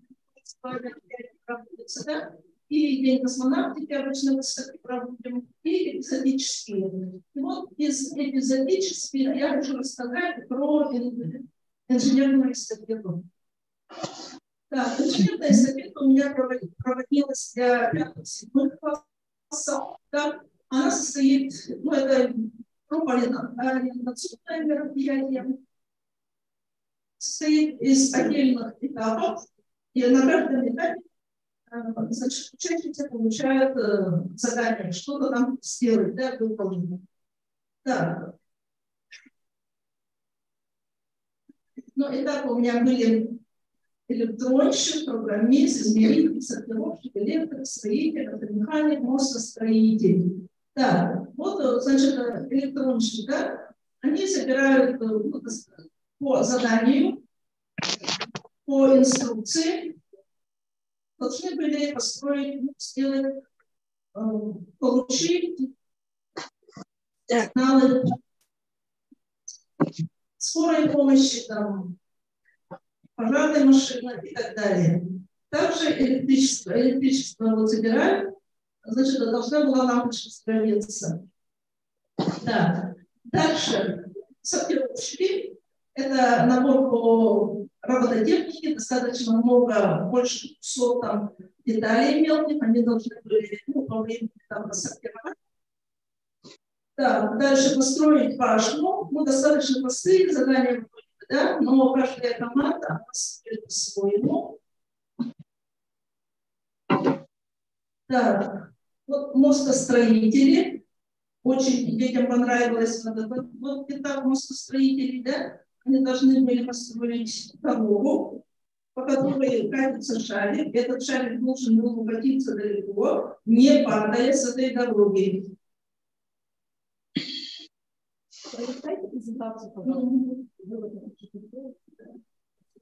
Да, значит,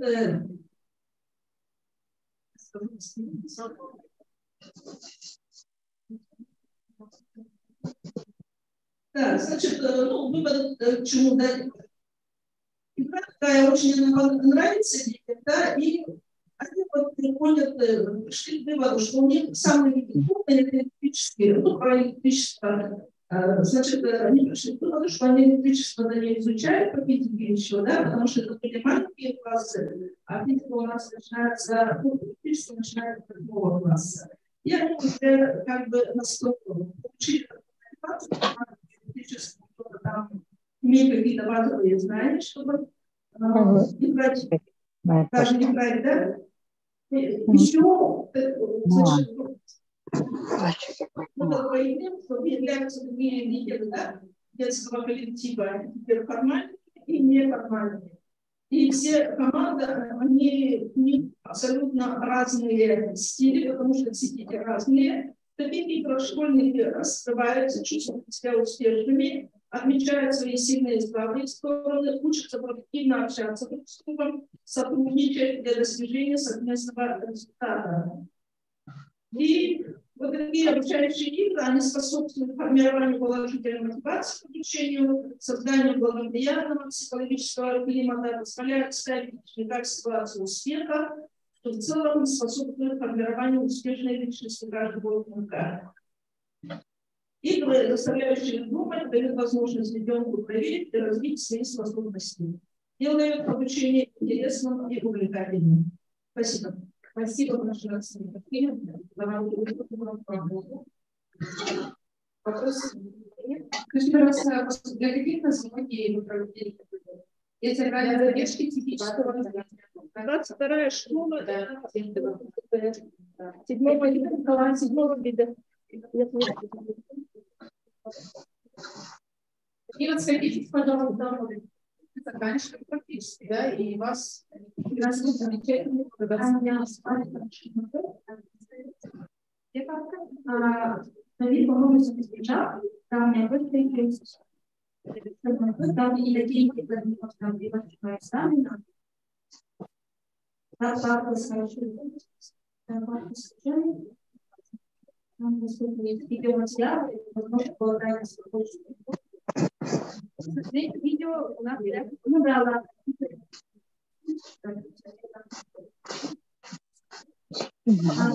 Да, ставить, меня зовут Ирина Николаевна. Я представляю свою национальную школу интернат для детей самодеятельных, кандидатов и себя такой своих детей. Являюсь педагогом образования, веду по полигону и являюсь руководителем ассамблеи. Также недавний курс полного года является сильно психологической ответ, сегодня я хотела с вами поговориться об области совместного проекта «Изменение центра вопросов мира», арт-терапия, музытерапия, детей, находящихся на негативном лечении. Вот тема моего доклада «Музытерапия как комплексная арт-терапия в традиционной педагогике». Чтобы успевать в принципе, может я прочитаю вам, Расскажите про практику. Про практику, да, вот администрация, психолог, да, педагог медицинской школы, педагоги образования, специалисты по ну, проект реализации программы республиканской арт-терапия, детей, находящихся на длительном обучении человеческого. Ага, ну, в общем, мы, как внедрить музытерапию, да, как средство арт-терапии.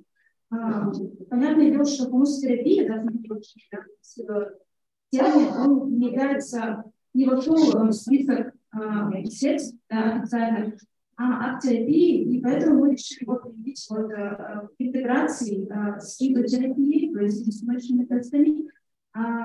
Ну вот это гидротерапия, дальше пойдем. У нас то есть пассивная рецептивная музыкальная терапия, то есть когда ребенок прослушивает и сравнивает, да? И активная музыкотерапия, когда ребенок сам является музыкантом, играет на музыкальном инструменте. Это довольно понятно, да? И дыхательные вот практики, да, то есть по Стериковой, решили применить. И ну, вот область применения музытерапии на самом деле очень актуальна на данное время. Применяются в различных учреждениях медицинского характера. И вот с недавних пор я слышала, что и в школьном учреждении, да, практики по музытерапии, в том числе в традиционной школе тоже работает. Вот этапы нашего проекта, знакомство детей, да, вот они по Zoom все проходило, к сожалению, но тем не менее все организовали очень хорошо. Вот подготовка, решили выбрать локацию именно выставочный зал, поскольку у нас во время пандемии в школе нельзя было проводить мероприятия, все подготовили, все. Людей кому-то, да, там разложили маты из школы, привезли. И хорошо, что там во время наших занятий не было то есть лично мы, наши участники проекта, и все проходило на самом деле безопасно во время разгара самого пандемии. Занятия проходили очень просто. Ветеранов да? Вот первый этап это медицинские замеры, то есть поскольку это научная вещь, мы решили принять спирометр и пульс оксиметр, который давление и вот объем легких, да. И вот по методике Стериковой дыхательная гимнастика как средство расслабления, как да. Все это да. Вот с помощью психолога терапевта вот проводили еще также ориентированно на в общем расслабление, да, с помощью телесно-ориентированной практики, да, терапии, дети расслаблялись, ключевые суставы, все расслаблялось, и закрыв глаза, поскольку на дети есть да, освободительные библиотеки, да, что такое виды применяют техники, виды прослушивания языков. И в чем указано на исследование, да, в том, что ребенок рисовал перед прослушиванием, перед терапией свое представление, да, то есть музыка и так далее. И после прослушивания видите, у ребенка уже рисунки уже пошли. Видите, уже поляпом, то есть ребенок расслабился, он не боится смешивать краски, тона между собой, не боится испачкать. Такая вот комплексная терапия пошла. И следующий этап – это практически занятие по ежедневному, то есть здесь тоже можно применять как логопедом, да, то есть да, и для лечебной физкультуры можно использовать даже йоги, вот артикуляционные, вот движение рукой, да, и даже вот движение сферу с логическим взятием, да, на них такой вот разумность. Вот когда мы хамусе, просто именно вот отслеживание, расслабление сферу и вибрации. Да, все это очень комплексно так мы провели, и у нас были очень хорошие результаты, мы все это выявили. И в данный момент мы сейчас получаем такую программную методику в своей коррекционной педагогике, на занятиях. И, к сожалению, вот видите, вот желтым оранжевым мы отметили детей, которые вот полностью прошли от начала до конца, а остальные только по дни они пропускали. Вот это парни, да. Но тем не менее, давайте посмотрим, да, то есть в начале вот, первая, да, цикла 1-5 в начале, да, и то есть после прослушивания, да, расслабился, можно 2-9,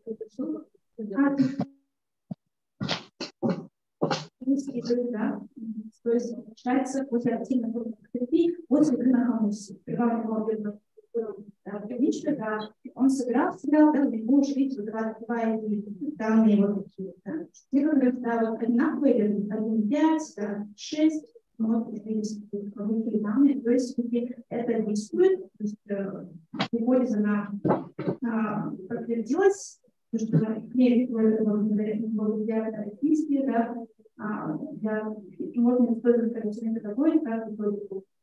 Ну вот, давайте пункте по прослушиванию, да, после прослушивания. Вот девушка фотография рисовала красными, то есть пальцами, да,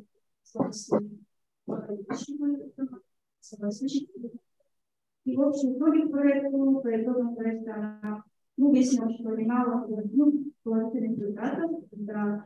Для обычного исследования провести более глобальные, масштабные, да, поэтому сегодня я пришла, чтобы осветить, да, данные маленькие, но результаты, и хотелось бы вас привести для сотрудничества, то есть наша школа, что, да, то есть мы готовы с вами сотрудничать, и готовы данный проект, возможно, разные методические рекомендации, да, то есть подобные практики арт-терапии, музыкотерапии, пожалуйста, можно принять также сотрудничать,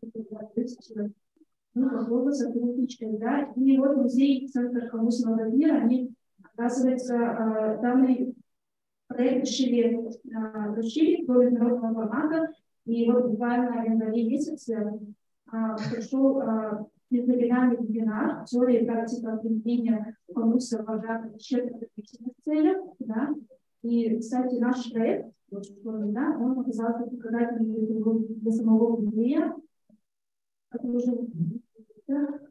Сейчас мы применяем его занятия по детей возраста, да. Да, получается, да, то есть интеграция, да, взаимодействие. Поскольку наша школа-интернат, у нас дети учатся и живут в одном месте, наши цели, они общались с людьми других школ, да, выходить динамики, социализация, и мы готовы, ждем. Спасибо, Елена Николаевна.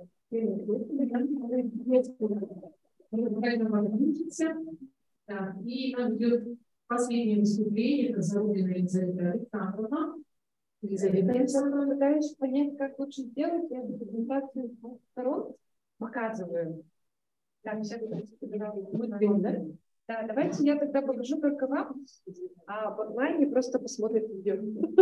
Потому что видите, у меня не получится. Да, я полного экрана покажу.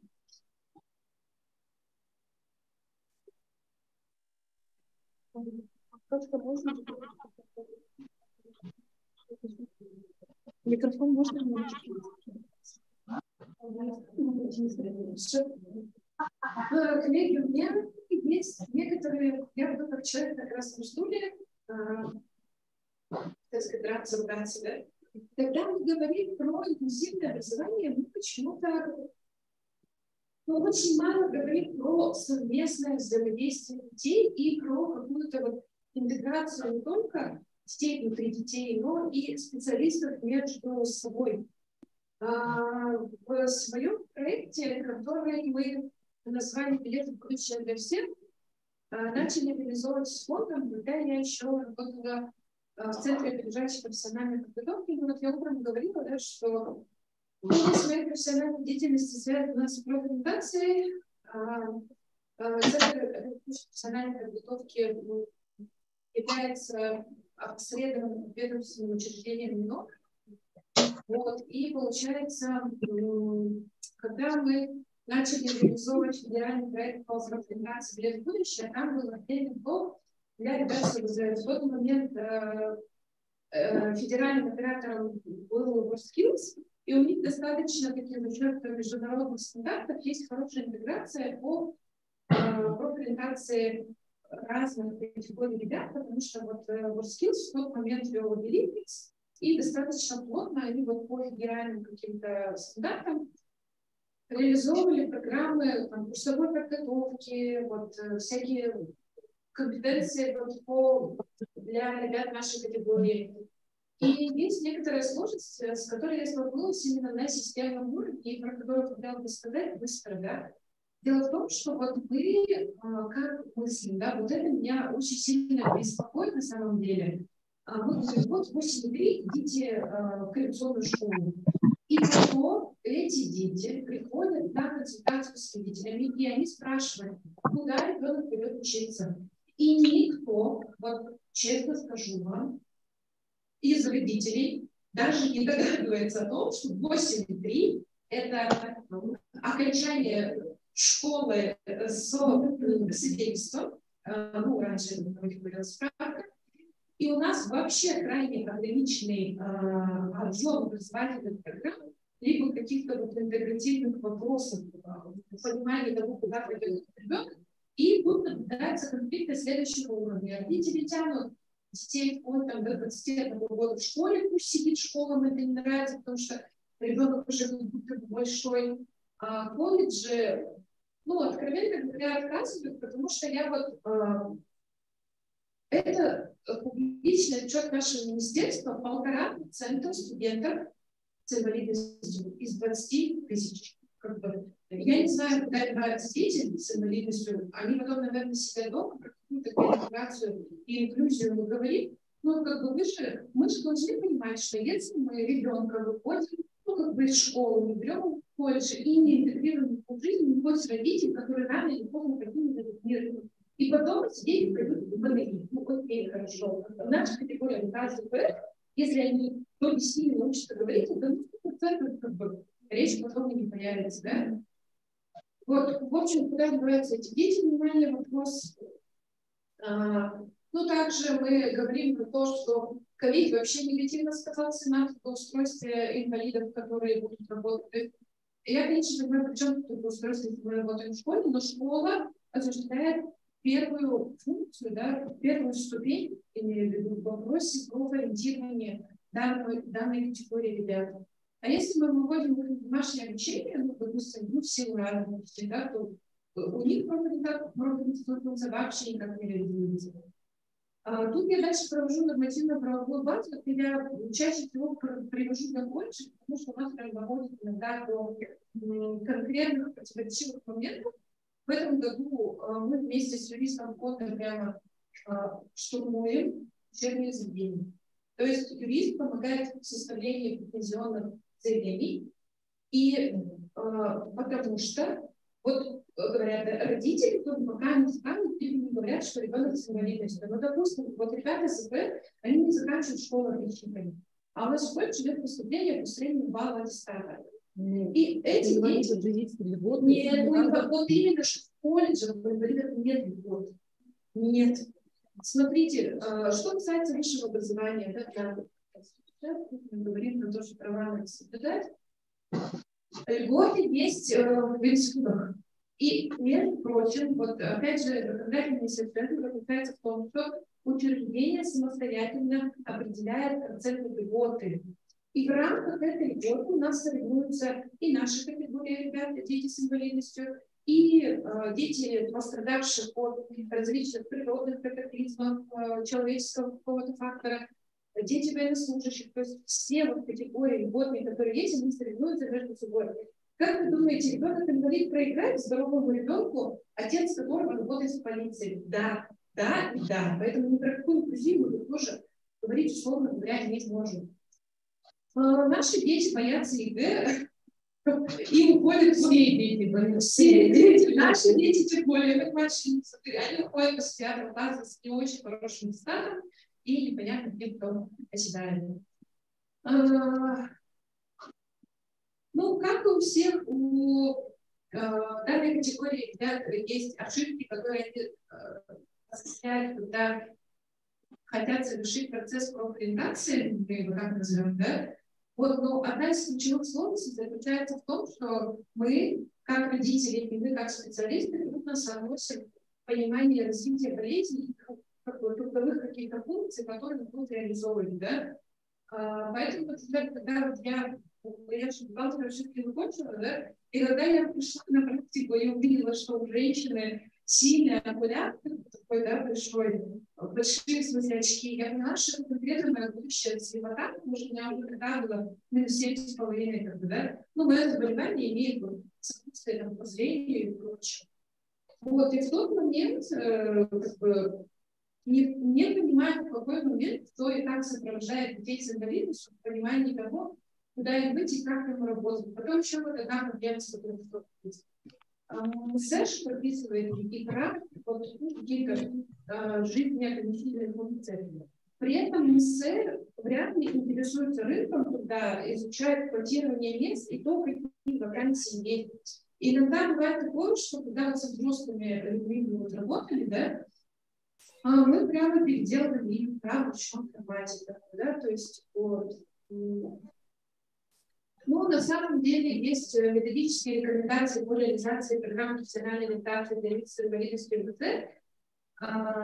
Этот файл, он называется, я удалила название, есть прямо межведомственный регламент по взаимодействию детей. Там говорится о том, что школа должна инициировать переводы детей с 8 видом. У нас вообще это тяжело, потому что в прошлом году Минобр спустил вот эти места для ребят, которые заканчивают без аттестата напрямую в школу, а выпускники прошлых лет остались без мест. Ну и, конечно же, когда мы говорим о жизни, да, идите, я всегда вот поражаюсь вот этому, потому что традиционную жизнь, ну как вы думаете, пойдут они у вас в этот колледж, как бы, для инвалидов, а потом, кто их возьмет на работу, как они будут жить, это будет. Другой вопрос. Ну вот, как и всегда в профориентации, даже с УКС и без УКС одни и те же направления, которые мы реализуем. Я прикрепила пример профориентационного кейса, мы о нем будем говорить более подробно в конце апреля, пройдем вебинар, постараемся пригласить гостей, которые смогли бы рассказать с регионов более прикладные какие-то, да, вещи, как они выходят из данной ситуации. Мы поговорим про то, что индивидуально с этими ребятами надо работать. Тут я огромную призываю работать с родителями, чтобы они знали, с каким документом случае куда он пойдет. Ну и в завершение. Мы выпустили вот такой вот гайд, маршрутная карта профориентации, где обязательно уделили внимание пониманию того, если ребенку зрение или QR-код на закон. Вот, поэтому и летом я, ну, это методика, по которой я тестирую, но она больше всего подходит, конечно, для ребят с экранным интеллектом, для ребят, которые в силу некоторых причин. Или несохранный интеллект методик пока нет и пока их не разработано. И когда мы на конференции поднимаем этот вопрос, все разработчики тестов, комплексов говорят, что задача профилизации инвалидов – это социальная функция, социальная функция должна выполнять когда. Вот такой ответ мы получили. Ну вот, если в завершении на наш проект, в чем заключается, у нас есть информационный семинар встреч для специалистов и родителей, которые мы проводим. Мы понимаем, что в силу основной занятости не всегда есть возможность получать туда, поэтому приглашайте нас, мы проводим исследовательные встречи для того, чтобы объяснить им, в чем есть разница в образовательной программе, почему нужно смотреть, как ребенок себя ощущает. Возможно, у него есть какое-то улучшение состояния, возможно, он скорректировался на более высокий уровень. Вот, индивидуальное консультирование осуществляется, в прошлом году через наше консультирование пришло 25 ребят, 5 из которых поступили в колледж вместе с нашими юристами. Были у нас кейсы, которые включали в себя поиск инвалидизации, то есть это ребята, которые заболели в подростковом возрасте, кто-то попал в не очень сложную ситуацию, тогда получил вещи. Вот. И, в принципе, положительные кейсы у нас есть, конечно, да. Информационный семинар встречу ближайшие более подробно мы проведем в конце апреля, пожалуйста, приходите. Да. Вот, ну, как бы раньше, поскольку я являюсь идейным, как бы, вдохновителем все проекта, я бы хотела, конечно, чтобы специалистов таких было чуть-чуть побольше. Приходите, всего учим, жадничаем, наоборот, все презентации даем. Будет мой контакт, номер телефона. Все, спасибо. С неким мнением я с вашим, конечно, не соглашусь. Я только думаю всем посоветовать изучить внимательно, прочитать федеральные государственные образовательные стандарты детей ВУЗ, и там конкретно прописано, что такое цензовое, что такое нецензовое образование, я вариант да? Как вы должны прийти к обучению, почему вы должны прийти. Это разрабатывали не один человек, не парочка людей, да, это разрабатывали институты, профессора, кандидаты в науку и так далее. То есть в любом случае мы, государственные учреждения, должны руководствоваться законодательными, нормативными документами. Поэтому, чтобы внимательно изучить, все-таки вариант 8.3. Я могу здесь вот такой конкретный пример. Если ребенок сидит в инклюзивном классе и обучает, конечно, у него есть адаптированная программа, свой индивидуальный учебный план. Но обязательная часть, которая состоит из обязательных предметов, она соответствует классу. Так 99% случаев. То есть он изучает те же предметы, такие же учебников, да? То, что изучает класс, в котором он учится в условиях инклюзии. У него есть в учебном плане своя коррекционная развивательная работа индивидуальная, конкретно этому ребенку. Не буду останавливаться, что туда входит. В основном это больше чаще всего это занятие. Вот. И, конечно, там создаются специальные условия. Это библиографический материал, какие-то пособия, средства для обучения. Но все равно основное в условиях инклюзии, вообще образовательной школы, это то, что дети проходят в классе. А вариант 8.3 все-таки это для детей с легким умственным отсталостью, там совершенно другие учебники, совершенно другие темы. И посадить в инклюзивный класс крайне сложно. Поэтому четко нужно понимать, для каких вариантов цензовое образование, а для каких нет цензовое. И тогда это всего коммуникация. Это же конечно, но, скажем так, сразу то, что там, они устанавливают, конечно, вариант, но они руководствуются медицинскими документами.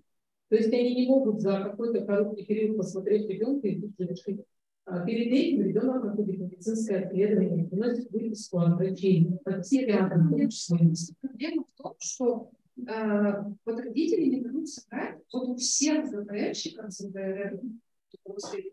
вообще такого диагноза, как минимум, нет. Мы проигрываем в медицинском плане в вопросе установки диагноза, мы начинаем с этого, но это уже не область нашей главы. Психиатры все пишут, смешанное специфическое расстройство развития. Стандарт для лечения дальше психического развития. Внутри этой задержки мы говорим про старшеклассников. Ну, а консультация, конечно, не имеет лечения для становления личности помощи. Нет, Владимир, вам нужно пожелание времени бежать. Да. Очень интересный проект, я вас не критикую, это очень серьезная проблема. И у меня такое пожелание, это ваша работа должна заключаться не в том, чтобы каждому индивидуально запихнуть и все. Ставьте вопрос перед министерством образования. Да.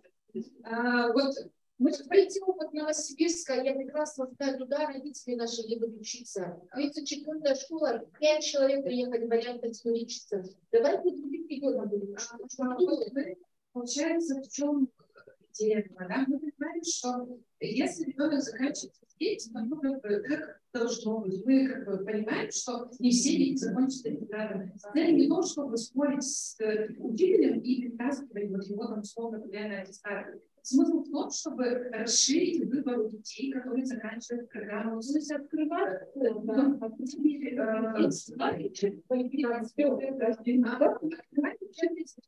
сопровождая проживание есть, электронное я не ходила, элементарно они даже не готовы давать свои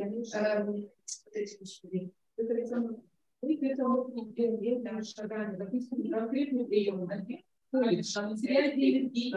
Они тоже открыли отделение. То есть тут что развивается, мы идем, кто-то, конечно, медленнее, кто-то тормозит, да, все свои мнения. Но кто-то идет много современнее. Конкретный прием может сказать, я опираюсь, да, и все равно мы должны руководствоваться.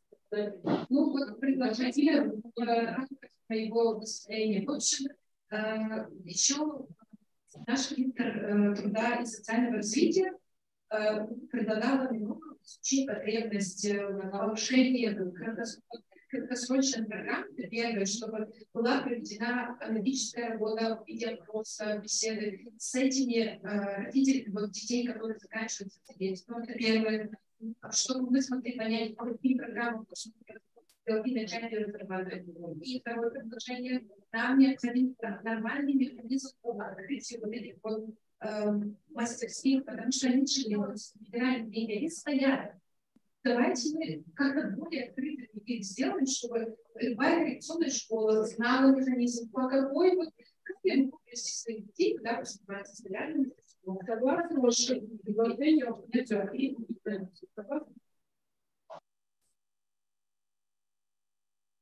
коллеги, кто желает, может быть, в доске на спикерах написать ваше предложение для резервации этого случая.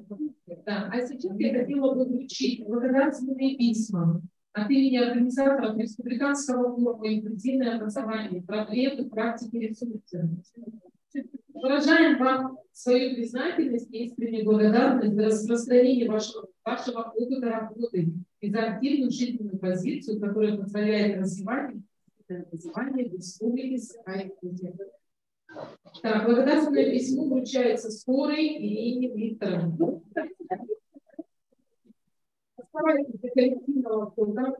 Светлане Васильевне.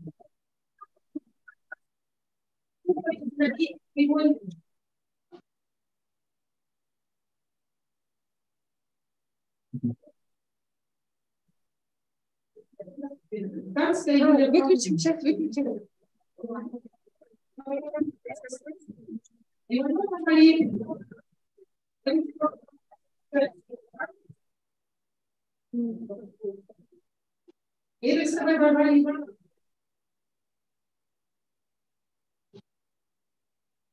Марии Николаевне Бушуевой.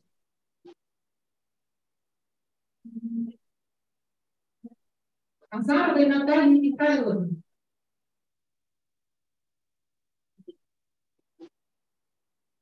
Матвеевой Арсении Васильевне.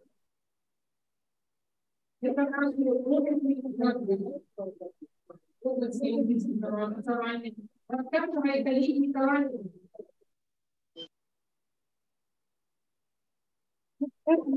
Алексеевой Юрии Васильевне, Кучура Александре Ивановне.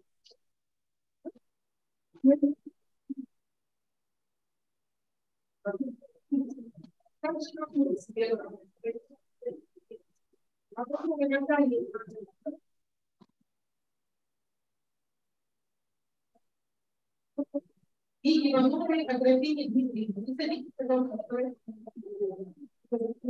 Мы все подключим этот проект.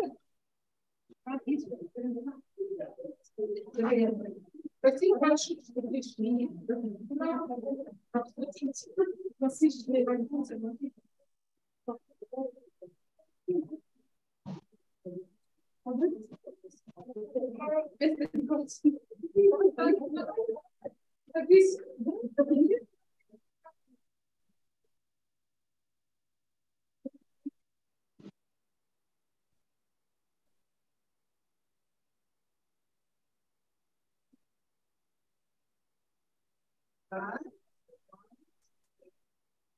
Девочки, улыбаемся. Давайте пока научимся. А теперь общее, пожалуйста, все, кто регистрировался в помещении, где кофе-брейк проходил, да, вы можете найти свой сертификат и взять его. Сертификаты все лежат в помещении.